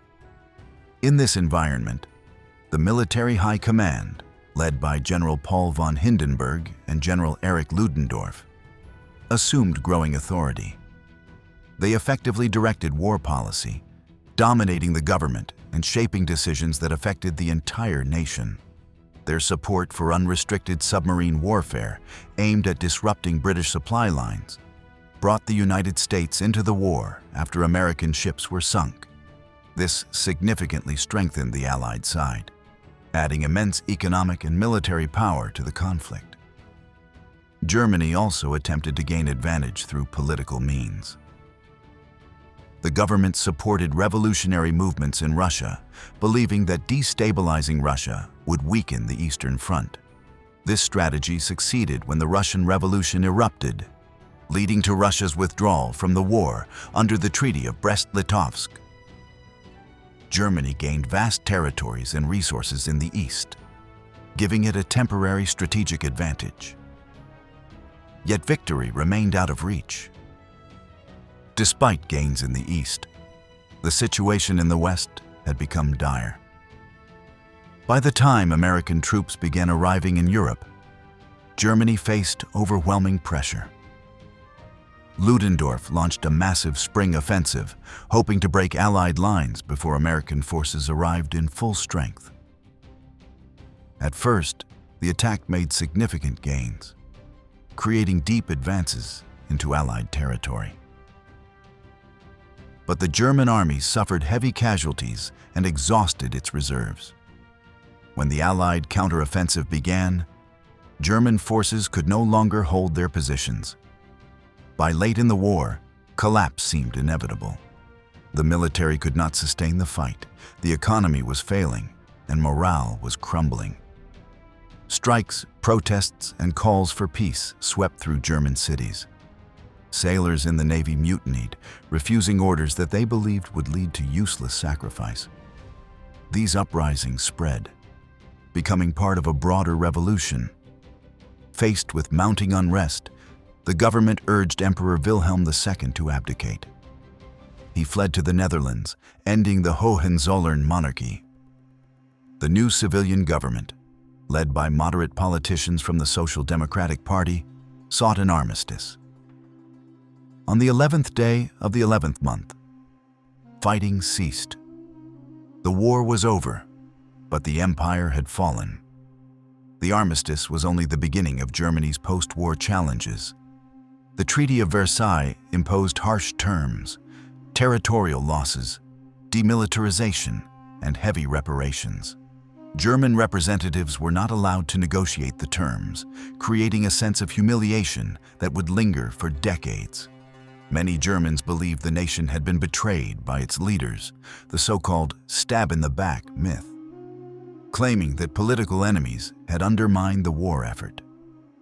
This myth, though false, became a powerful weapon in later political struggles. The end of the First World War left Germany in a state of profound uncertainty. The imperial government had collapsed, the Kaiser had fled, and the nation faced military defeat, economic distress, and social unrest. Out of this turmoil emerged a new political experiment, the Weimar Republic. For the first time in German history, a democratic system built on universal suffrage, constitutional rights, and parliamentary governance took shape.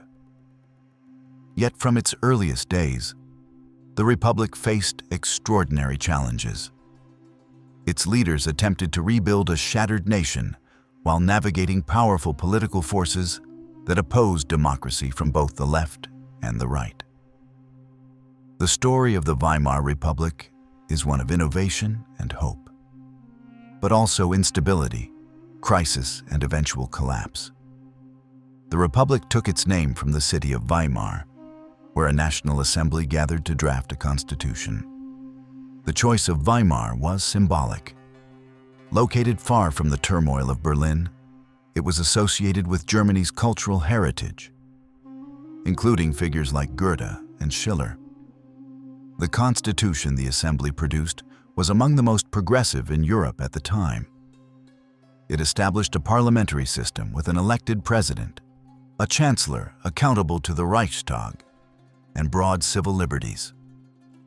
For the first time, women gained the right to vote, and proportional representation gave smaller political parties a voice in national politics. But the Republic's birth coincided with Germany's harsh post-war reality. One of the first major issues confronting the new government was the Treaty of Versailles. The treaty imposed territorial losses, limited Germany's military, and demanded reparations payments that many Germans felt were unbearable. Worse still, Germany was forced to accept responsibility for causing the war. This war guilt clause became a source of deep resentment. Many Germans viewed the treaty as a humiliation imposed by victorious powers at a moment of weakness. The Versailles settlement fueled political discord within Germany. Radical groups on the right claimed that the nation had not been defeated militarily, but had been betrayed by civilian leaders who signed the armistice. This accusation, known as the stab in the back myth, spread widely despite lacking any factual basis. It undermined trust in the democratic government and provided ammunition to those who sought a return to authoritarian rule. At the same time, the Republic faced threats from the left. Inspired by the Russian Revolution, communist groups believed the war had proven the failures of capitalism and monarchy. They formed councils of workers and soldiers, demanding revolutionary change. In cities like Berlin, Munich, and Bremen, uprisings erupted as leftist factions attempted to seize power. The government relied on paramilitary groups known as the Freikorps, composed largely of former soldiers, to suppress these revolts. Although effective in the short term, the use of these deeply nationalist and often extremist militias created new problems. Many Freikorps members later joined right-wing movements that opposed the Republic. Amid these political battles, the German economy descended into crisis. Reparations payments placed a heavy burden on the state budget. When the government struggled to meet these demands, foreign creditors lost confidence. The situation worsened when France and Belgium occupied the Ruhr, Germany's industrial heartland, to enforce reparations. German workers responded with a strike, refusing to cooperate with the occupiers. To support them, the government printed money to pay wages. This decision triggered one of the most severe episodes of hyperinflation in modern history. Prices spiraled out of control. Savings evaporated. A loaf of bread that had once cost a handful of marks soon required wheelbarrows full of banknotes. Middle-class families, who had once relied on savings and steady incomes, saw their financial security destroyed.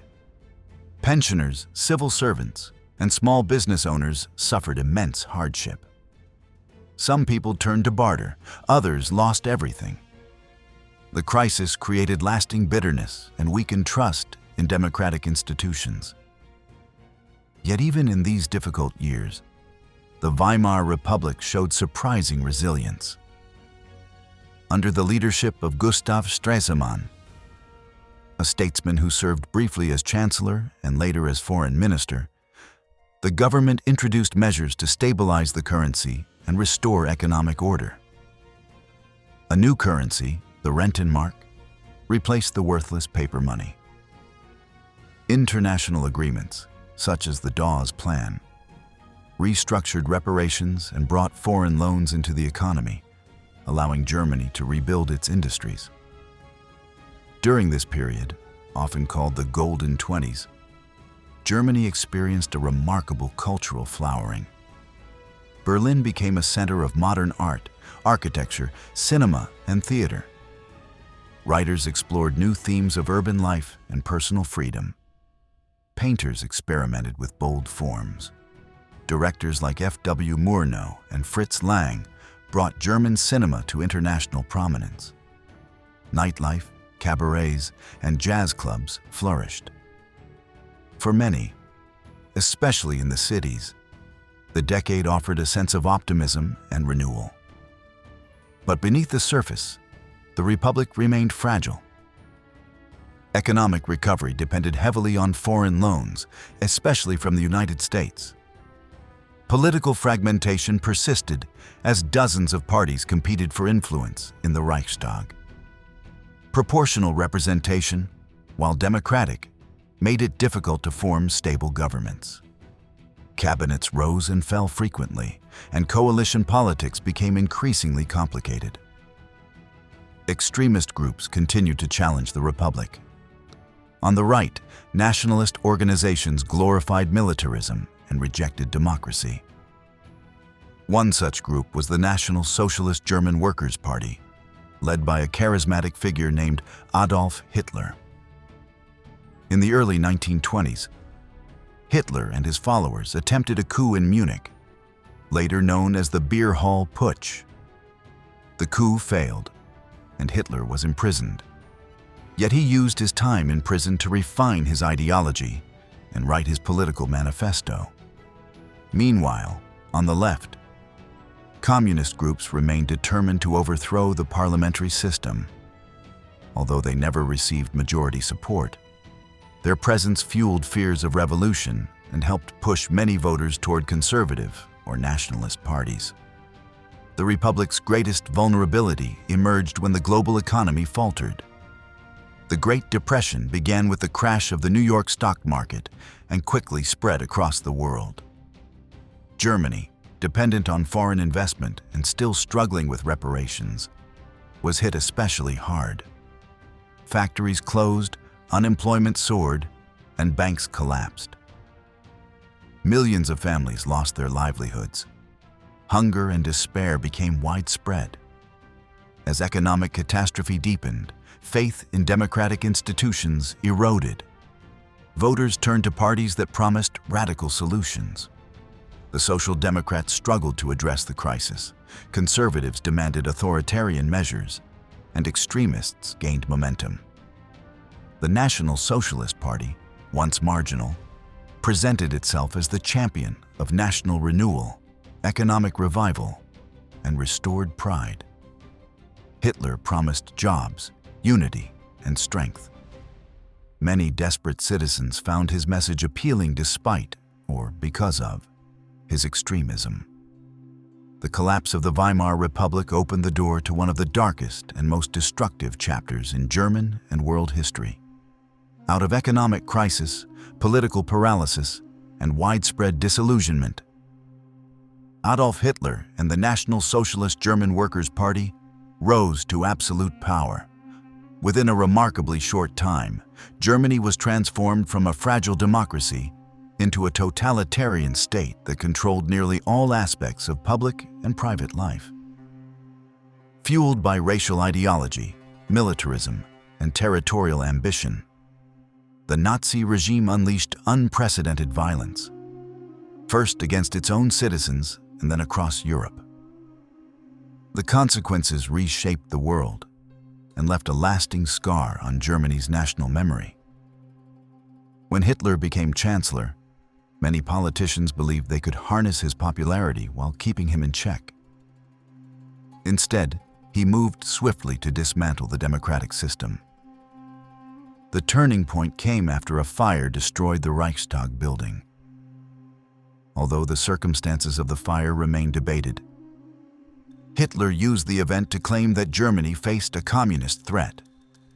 He persuaded President Paul von Hindenburg to issue emergency decrees suspending civil liberties, enabling mass arrests of political opponents. Soon after, Hitler pushed through the Enabling Act, which granted his government the authority to enact laws without parliamentary approval. With this, the legal framework of democracy collapsed. Political parties were banned or dissolved under pressure, and the Nazi Party became the sole political force in Germany. Trade unions were abolished, their leaders arrested, and workers forced into a state-controlled labor organization. The press, radio, and cultural institutions came under strict supervision, silencing dissenting voices and broadcasting Nazi propaganda.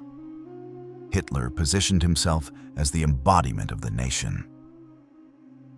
After President Hindenburg's death, Hitler merged the offices of President and Chancellor, adopting the title of Führer. Loyalty to him became a central obligation of German citizenship. Public life was saturated with displays of allegiance, mass rallies, parades, and slogans designed to portray the Nazis as the saviors of a humiliated nation.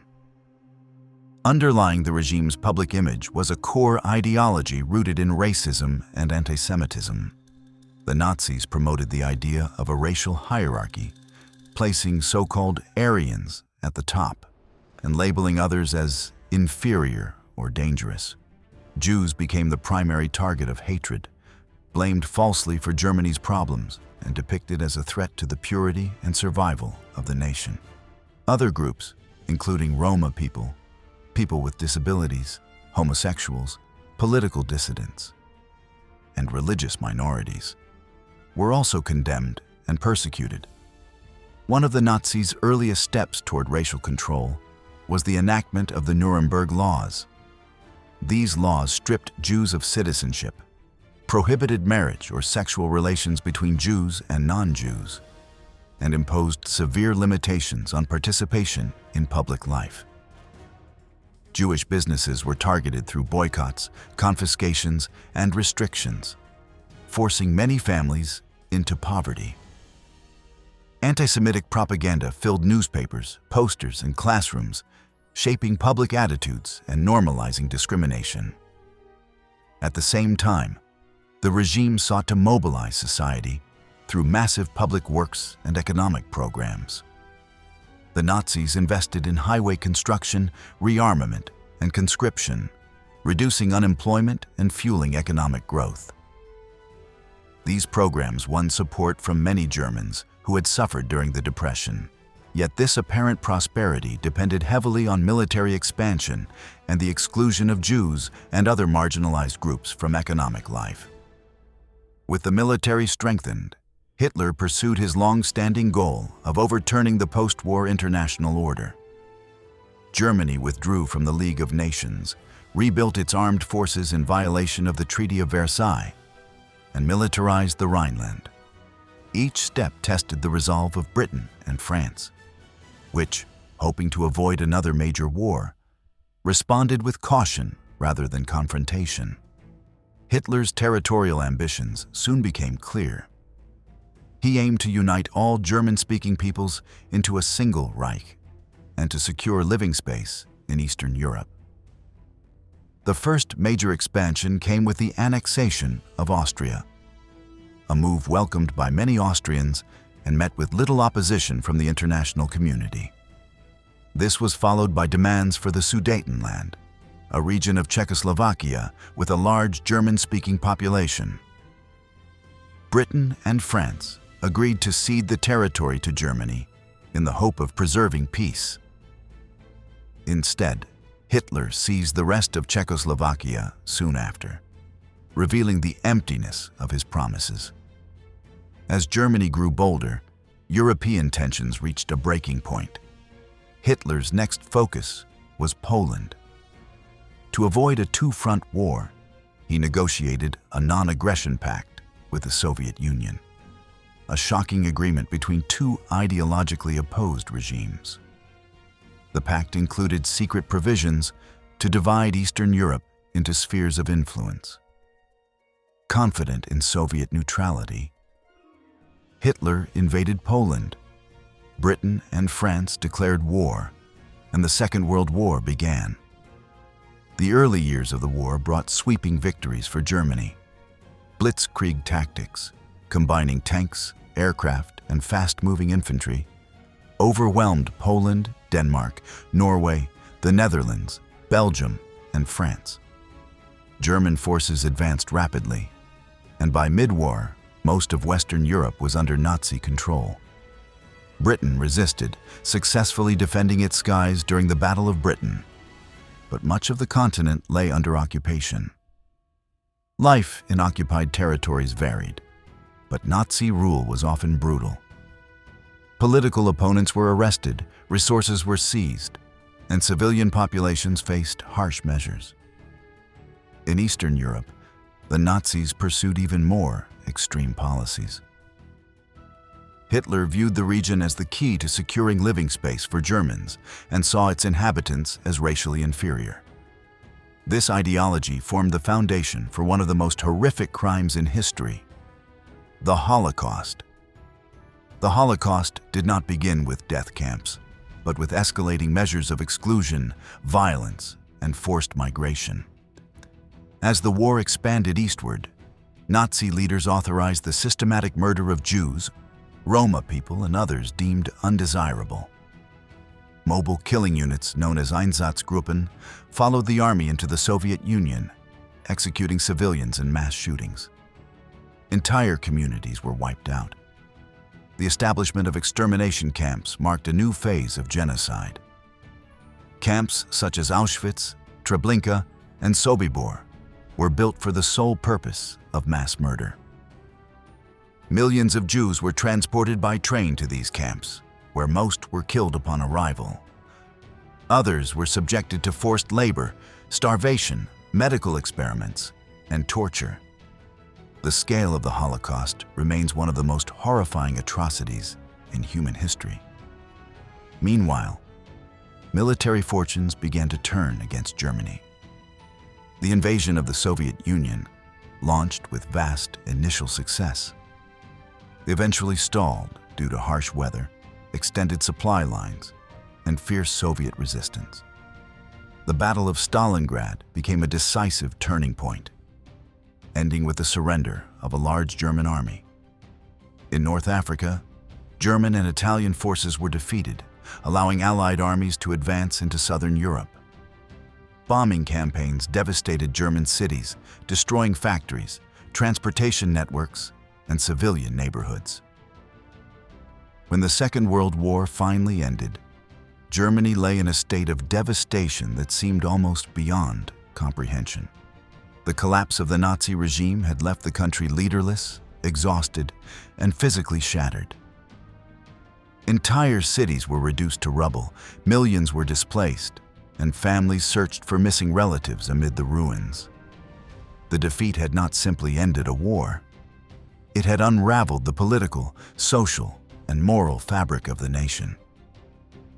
In the years that followed, Germany underwent a profound transformation shaped by occupation, justice, reconstruction, and the emergence of two separate states. In the immediate aftermath of the surrender, the victorious Allied powers, the United States, the Soviet Union, Britain, and France, took control of the defeated nation. Germany was divided into 4 occupation zones, each administered by one of the Allied powers. Berlin, the capital, was similarly divided despite lying deep within the Soviet zone. This arrangement, intended as a temporary measure, soon became the foundation for a divided Germany. The primary goals of the Allies were demilitarization, denazification, democratization, and decentralization. They sought to dismantle the structures that had allowed the Nazi regime to gain and maintain power. Factories that had produced weapons were shut down. Military organizations were dissolved. High-ranking Nazi officials were arrested. Allied control councils passed directives aimed at removing Nazi influence from public life, education, and government. Perhaps the most symbolic expression of the Allies' commitment to justice was the Nuremberg trials. Held in the Bavarian city that had once hosted massive Nazi rallies, these trials brought leading figures of the regime before an international court. Prosecutors charged defendants with crimes against peace, war crimes, and crimes against humanity. Evidence presented included documents, photographs, and testimony from survivors. The proceedings established a precedent in international law by holding individuals, not just states, accountable for atrocities committed under governmental authority. The Nuremberg trials had multiple purposes. They aimed to punish those most responsible for the horrors of the regime, to educate the world about the extent of Nazi crimes, and to lay the groundwork for a future international legal order.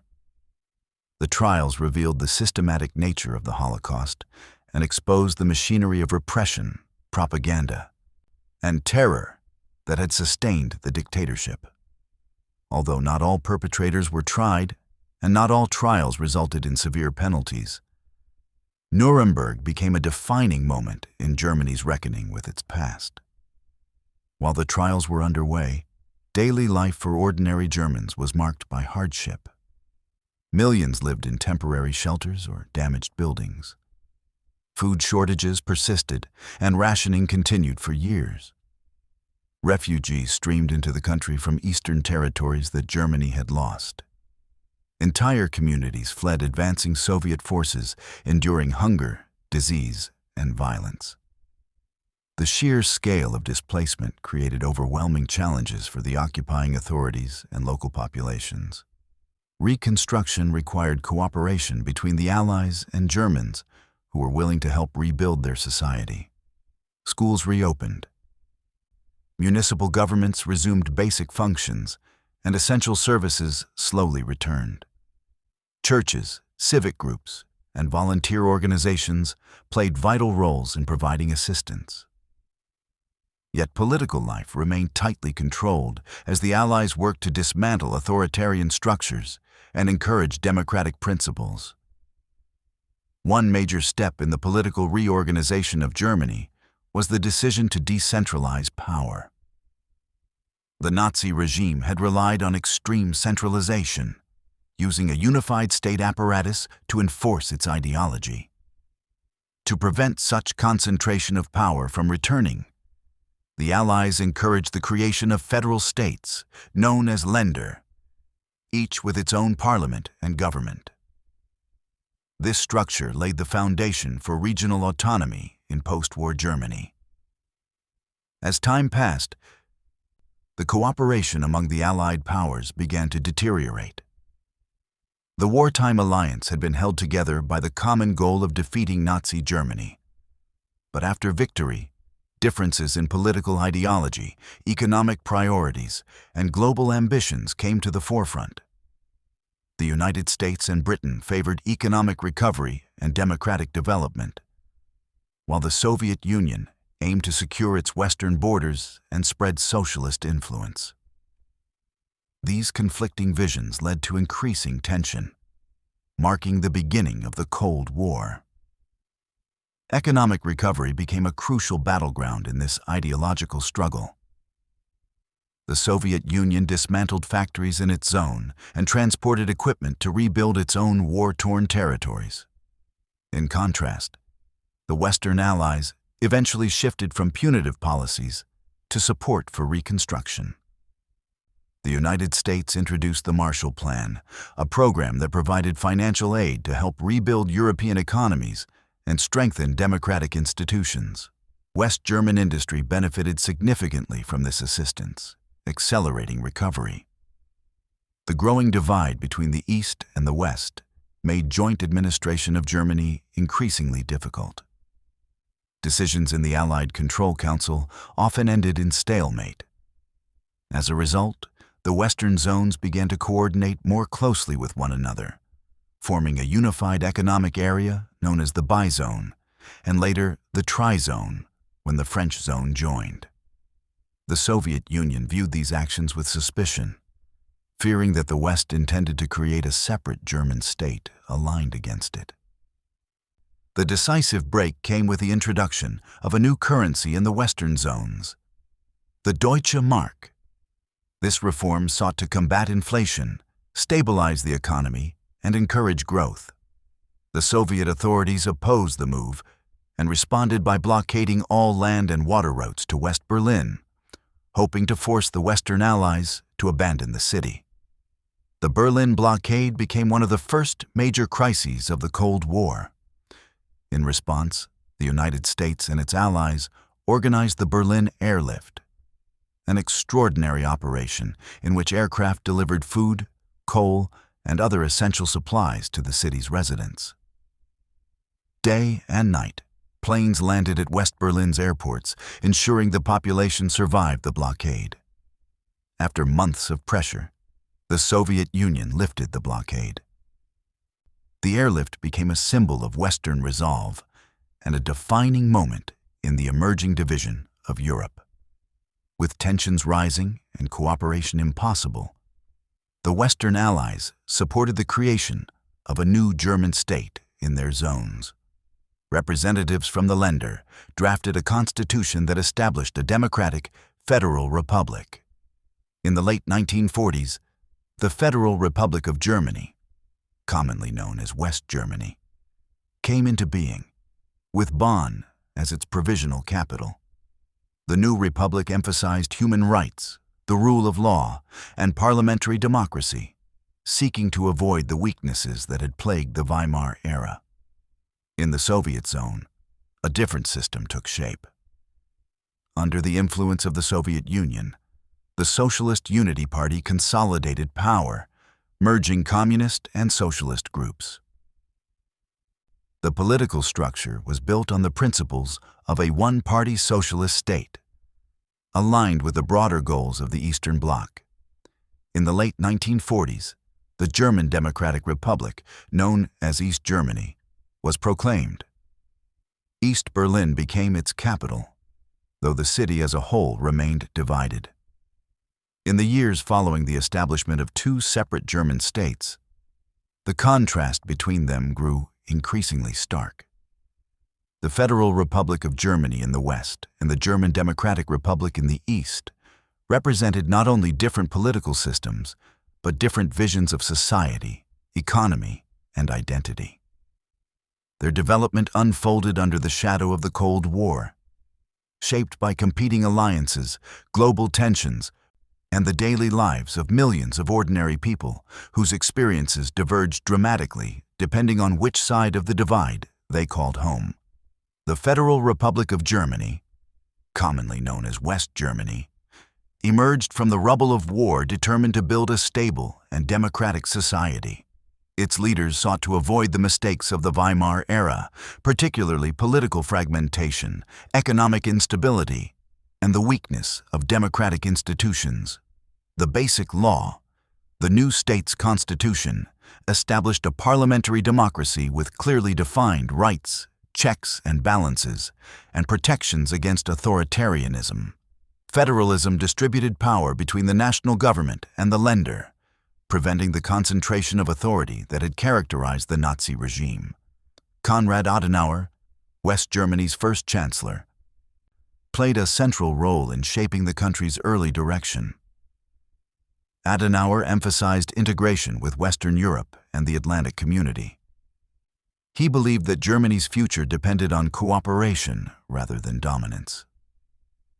Under his leadership, West Germany joined organizations such as the Council of Europe, the European Coal and Steel Community, and eventually the North Atlantic Treaty Organization. These steps strengthened West Germany's ties with France, Britain, the United States, and other democracies. Economically, West Germany experienced a remarkable period of recovery known as the Wirtschaftswunder, the economic miracle. With support from the Marshall Plan and guided by the principles of a social market economy, the nation rebuilt its industrial base.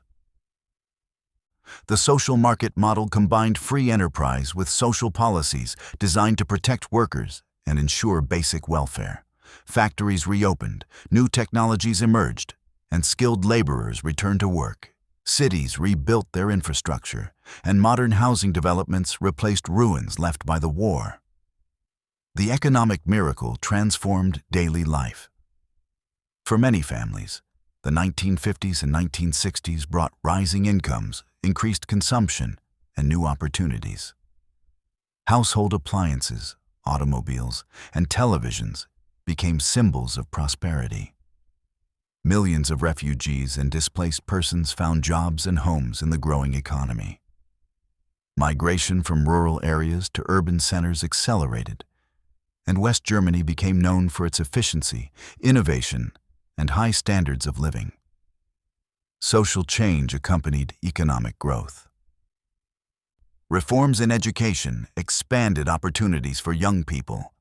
New universities were founded, and existing institutions modernized their curricula. The arts flourished, with filmmakers, writers, and musicians contributing to a vibrant cultural scene. Yet not all developments were smooth. The Republic struggled to confront its Nazi past. Many former Nazis held positions in government, the judiciary, and industry. Debate over responsibility and memory became increasingly important, especially among younger generations. Political life in the Federal Republic stabilized over time. The Social Democratic Party evolved from its Weimar-era roots, embracing democratic principles and participating in coalitions that shaped national policy. By the late 1960s, West Germany was led by Chancellor Willy Brandt, whose policy of Ostpolitik aimed to ease tensions with the Eastern Bloc. Brandt sought dialogue with East Germany, Poland, and the Soviet Union, recognizing the need for reconciliation and cooperation in a divided Europe. His gesture of kneeling at the Warsaw Ghetto Memorial symbolized a new willingness to confront Germany's past with humility and responsibility. While West Germany embraced democracy and economic integration, the German Democratic Republic, East Germany, developed under a very different set of circumstances.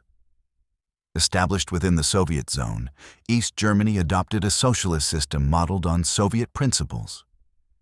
The Socialist Unity Party, formed by merging the Communist and Socialist parties under Soviet direction, became the dominant political force. The new state claimed to represent the working class and portrayed itself as a socialist alternative to capitalist exploitation. The East German government nationalized industry, collectivized agriculture, and centralized planning. Factories, mines, and utilities became state-owned enterprises. Agricultural land was reorganized into collective farms.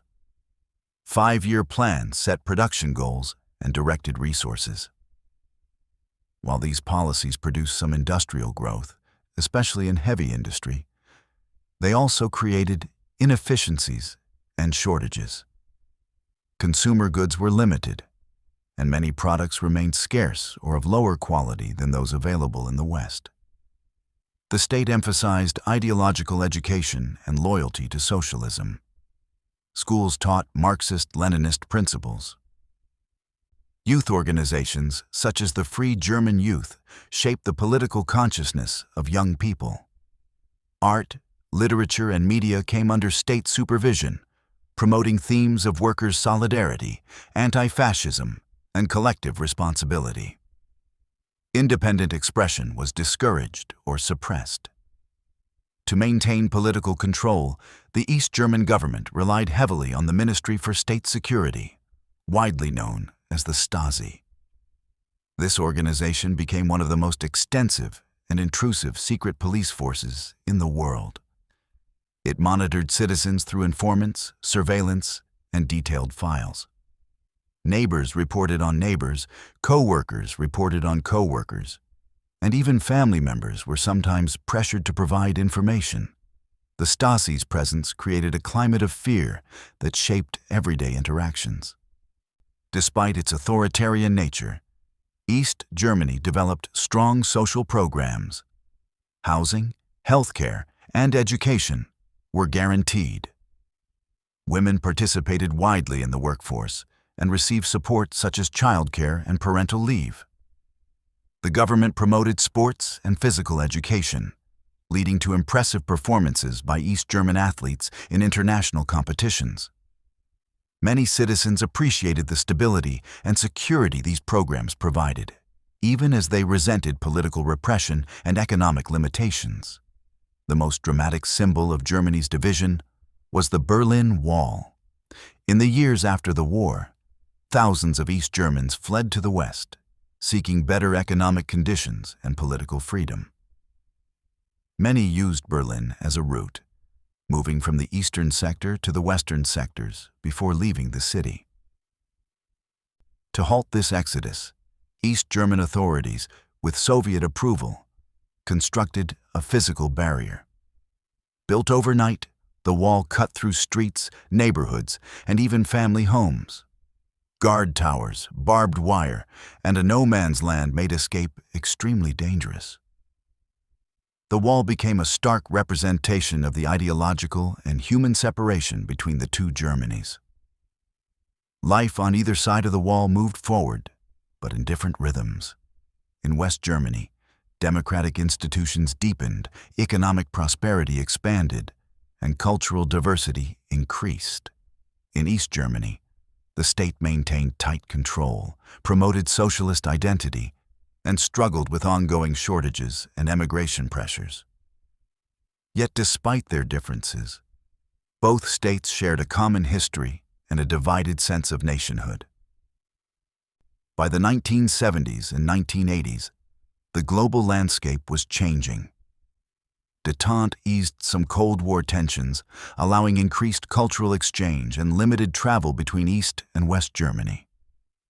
Economic cooperation grew slowly, and everyday contacts, though restricted, became more frequent.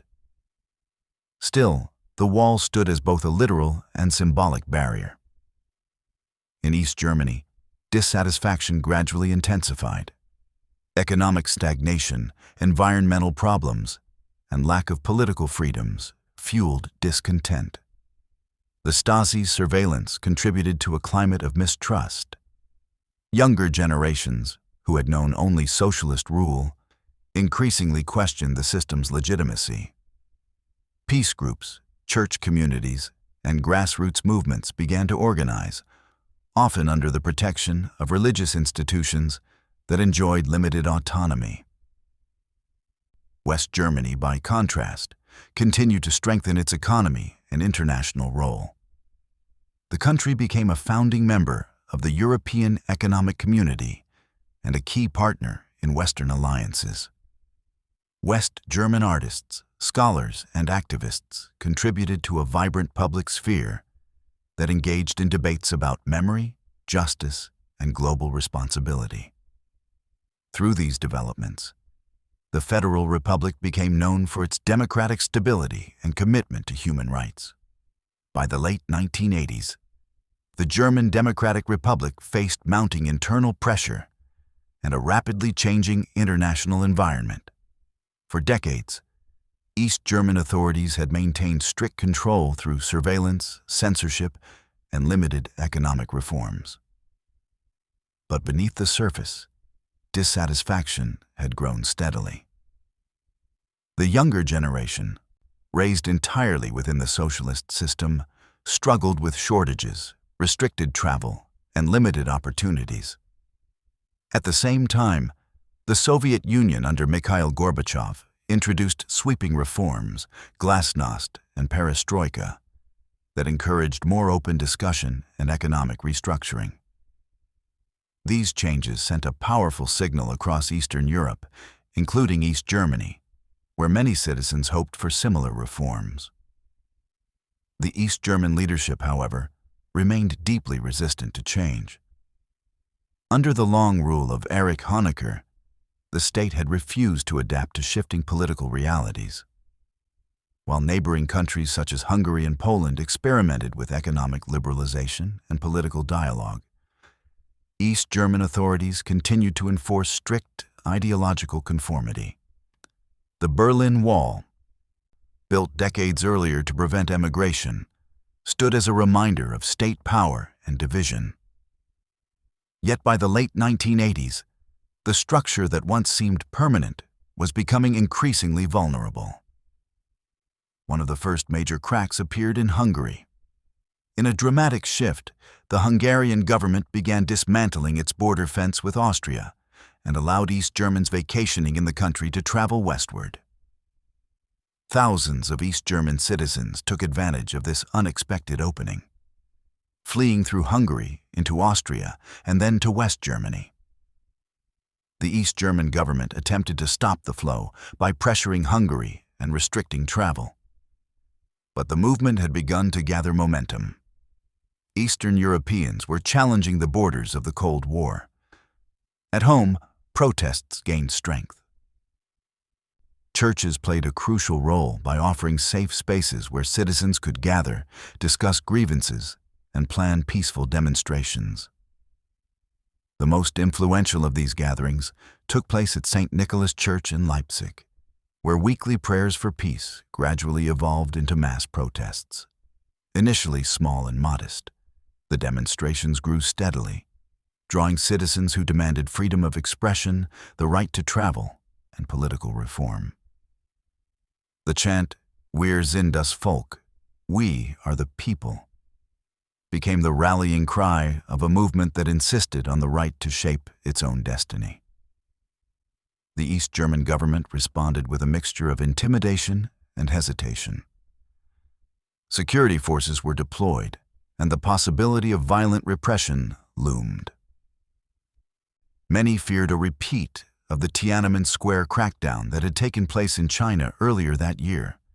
Yet, unlike in past crises, the leadership found itself divided and uncertain. Soviet support for hardline measures was no longer guaranteed, and Honecker's rigid stance alienated even some members of the ruling Socialist Unity Party. As protests spread to cities such as Dresden, Berlin, and Rostock, the pressure on the government intensified. Honecker was eventually forced to resign, replaced by Egon Krenz, who promised limited reforms. But the pace of events had already outstripped the leadership's control. Citizens demanded not only reforms, but fundamental change. The pivotal moment came in Berlin. With emigration spiraling and public demonstrations growing, the government attempted to revise its travel regulations. In a confused press conference, an official announced that East Germans would be allowed to apply for travel visas immediately. The wording was unclear, and journalists pressed for clarification. Believing the new policy took effect at once, news quickly spread across East Berlin. As the evening progressed, thousands of East Germans gathered at checkpoints along the Berlin Wall, demanding passage to the west. Border guards, unprepared for the sudden surge and lacking clear instructions, hesitated. After years of rigid control, the system faltered under the weight of public pressure. One checkpoint after another opened, and crowds flowed freely across the barrier that had divided families, friends, and communities for decades. Scenes of jubilation erupted. East and West Berliners climbed onto the wall, embraced, and celebrated through the night. Musicians played impromptu concerts atop the concrete barrier. Families reunited with tears and laughter. Strangers shared bottles of champagne, while television crews captured images that flashed across the world. The fall of the Berlin Wall became more than a political event. It became a global symbol of freedom, unity, and the power of peaceful protest. In the weeks that followed, East Germany underwent rapid transformation. The ruling Socialist Unity Party lost its grip as new political movements emerged. Free elections were held, and parties supporting reunification gained strong backing. The East German economy, long burdened by inefficiency and shortages, faced collapse, accelerating calls for integration with the prosperous Federal Republic. Reunification, however, was not simply a matter of public enthusiasm. It required delicate diplomacy involving the four powers, the United States, the Soviet Union, Britain, and France, who had retained legal rights over Germany since the end of the Second World War. Negotiations explored security concerns, economic arrangements, and the future of international alliances. A key question concerned membership in the North Atlantic Treaty Organization. The Soviet Union initially opposed allowing a united Germany to remain in the alliance. After extensive discussions and assurances regarding troop deployments, Soviet leaders agreed to support reunification. Inside Germany, leaders from East and West worked to harmonize political, economic, and legal systems. The West German Basic Law provided the constitutional framework for unification, ensuring that democratic principles, individual rights, and federal structures would extend across the entire country. The transition posed significant challenges. East German industries struggled to compete with Western markets, and unemployment rose sharply. Yet despite the difficulties, the momentum for unity remained strong. On the third day of the 10th month in the early 1990s, the German Democratic Republic formally dissolved, and its states joined the Federal Republic. The moment was celebrated across Germany, culminating in official ceremonies at the Reichstag and Brandenburg Gate. For some, it was the realization of a long-held dream. For others, especially in East Germany, reunification brought uncertainty and loss as familiar institutions disappeared and social structures shifted. Nevertheless, the historic significance of the event was undeniable. A nation divided by war, ideology, and geopolitical rivalry had come together once more. Reunification reshaped the political landscape of Europe. Germany emerged as a leading member of the European Community, later the European Union, advocating for integration, cooperation, and collective prosperity. The country's democratic institutions expanded, and debates over national identity, memory, and global responsibility took on new urgency. German leaders emphasized the importance of confronting the past, fostering peace, and supporting international stability. At the same time, reunification revealed enduring disparities. The economic divide between the former East and West persisted, affecting wages, employment, and infrastructure. Cultural differences shaped perceptions and attitudes.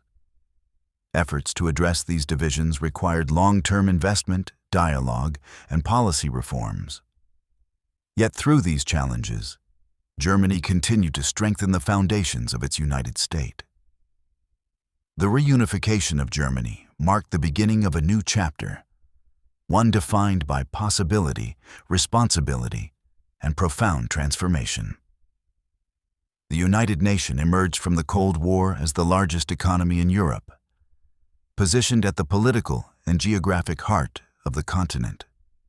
No longer divided by walls or ideologies, Germany faced a different challenge, shaping its place in a rapidly changing world while confronting its complex past, integrating diverse communities, and adapting to economic and political shifts that extended far beyond its borders. In the years following reunification, Germany undertook the enormous task of merging two very different societies. West Germany brought a well-established democratic structure, a prosperous market economy, and institutions shaped by decades of integration with Western Europe. East Germany brought a state-run economy, a legacy of surveillance and restricted freedoms, and a population that had lived under socialism for generations. The task of unification required extensive investments in infrastructure, social programs, and economic restructuring. The federal government committed significant resources to rebuilding the eastern states. Roads, bridges, railways, and utilities were modernized. Factories that had once operated under state management were privatized or closed. New businesses emerged slowly, supported by incentives designed to attract investment. Despite these efforts, economic disparities persisted. Many people from the former East migrated westward in search of better opportunities, leaving some regions with declining populations and limited employment prospects. These differences in wages, wealth, and opportunity created a lingering sense of uneven development, sometimes described in public discourse as the wall in people's minds.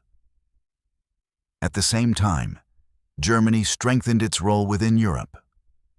The country became a driving force in the expansion and deepening of the European Union. It supported economic cooperation, the creation of the common currency, and policies aimed at ensuring stability and growth across the continent. Successive German leaders emphasized the importance of partnership, multilateral decision-making, and collective accountability. The memory of past conflicts reinforced Germany's commitment to diplomacy, integration, and peace. Chancellor Helmut Kohl, who had guided the reunification process, worked tirelessly to build bridges between Germany and its neighbors. His successors continued this approach, Gerhard Schröder introduced economic reforms intended to improve competitiveness and address rising unemployment. Angela Merkel, Germany's first female chancellor, became one of the most influential political figures in Europe. Her leadership during financial crises, migration debates, and international conflicts shaped Germany's global reputation as a stabilizing force. Germany's relationship with its past remained central to its national identity. Even as the country looked forward, it continued to examine the legacy of the Nazi era and the Holocaust with deep seriousness. Memorials, museums, and educational programs sought to ensure that future generations would understand the consequences of hatred, authoritarianism, and intolerance. The memorial to the murdered Jews of Europe in Berlin became a powerful symbol of remembrance and responsibility. School curricula emphasized human rights, democratic values, and critical thinking. Public debate frequently revisited historical questions, ensuring that memory remained an integral part of civic life. This commitment to remembrance shaped Germany's responses to new challenges.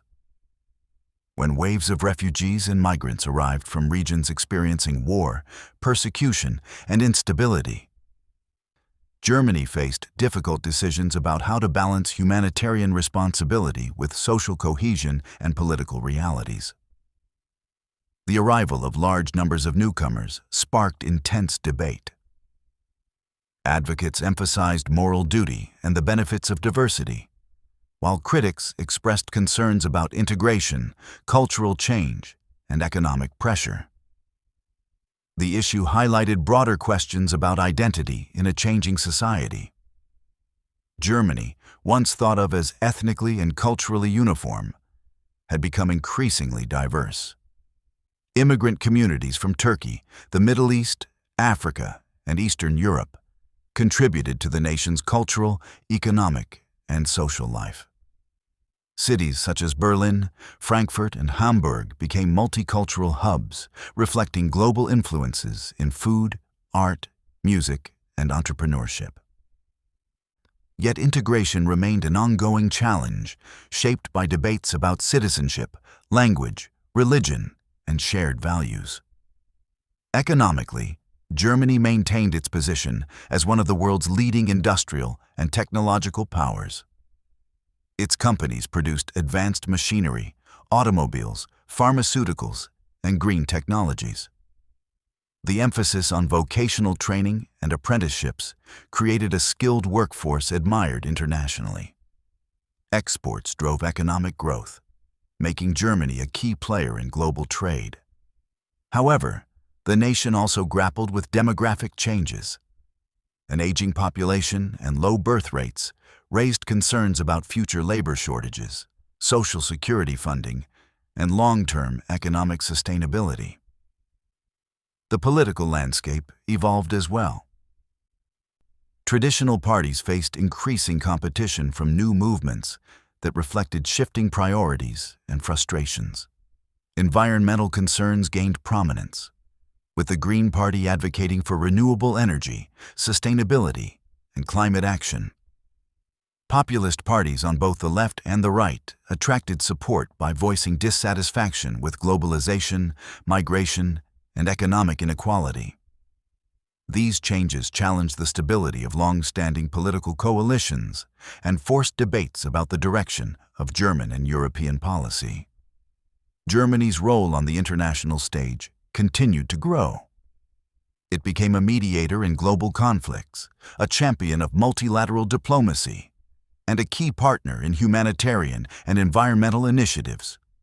German soldiers participated in peacekeeping missions, and German diplomats engaged in negotiations on nuclear agreements, climate policies, and development aid. At times, critics argued that Germany's cautious approach limited its influence. Supporters countered that measured leadership, rooted in historical awareness, was a strength rather than a weakness. Culturally, reunified Germany experienced a renaissance. Berlin emerged as a global center for art, music, and innovation, attracting creators from around the world. Literature, film, and theater explored themes of memory, identity, and transformation. Writers examined the experiences of life in the former East, the challenges of integration, and the complexities of modern German identity. Filmmakers produced works that gained international acclaim, addressing both contemporary issues and historical reflection. The German people continued to engage in national dialogue about the lessons of the past and the responsibilities of the present. Public discussions often centered on democracy, human rights, and the importance of civic participation. Educational initiatives encouraged young people to confront extremism, racism, and anti-Semitism. Organizations dedicated to remembrance preserved the stories of victims and survivors, ensuring that history remained a living part of collective consciousness. Over time, Germany also played a significant role in shaping Europe's economic and political direction. During financial crises affecting countries like Greece, Spain, and Portugal, Germany advocated for fiscal responsibility and structural reforms. Critics accused the government of imposing strict conditions, while supporters argued that stability required careful management. These debates reflected larger questions about the future of the European Union, including integration, sovereignty, and solidarity. Environmental policy became another defining issue. Germany committed to reducing carbon emissions, investing in renewable energy, and phasing out nuclear power. These initiatives generated both praise and controversy, influencing global climate discussions. The nation's engineering expertise and technological innovation positioned it as a leader in sustainable development, even as it faced challenges in transitioning away from fossil fuels. At the same time, Germany continued to grapple with complex social issues. The rise of digital technologies, changing labor markets, and increasing automation raised concerns about inequality and job security. Debates over data privacy and digital infrastructure shaped national policy. Questions about the future of the welfare state, the balance between economic growth and environmental protection, and the integration of diverse communities formed the core of political discourse. Despite these challenges, Germany's post-reunification journey demonstrated resilience. The nation rebuilt trust in democratic institutions, embraced its role within Europe, and cultivated a political culture grounded in dialogue and responsibility. Its ability to navigate crises, economic, social, and international, reflected a commitment to stability and cooperation. Germany today stands as a nation shaped by ancient tribal cultures, medieval empires, religious transformations, wars, division, and reunification. Its history is marked by extraordinary achievements and profound tragedies. Through these experiences, Germany has developed a distinctive identity defined by remembrance, responsibility, and a constant search for balance in an ever-changing world. As it moves further into the 21st century, Germany continues to redefine itself, guided by its history, challenged by new realities, and connected to global developments that transcend borders. The story of Germany is not merely the account of a nation's past. It is an ongoing journey that reflects the complexities of human society, the impact of choices, and the enduring possibility of renewal.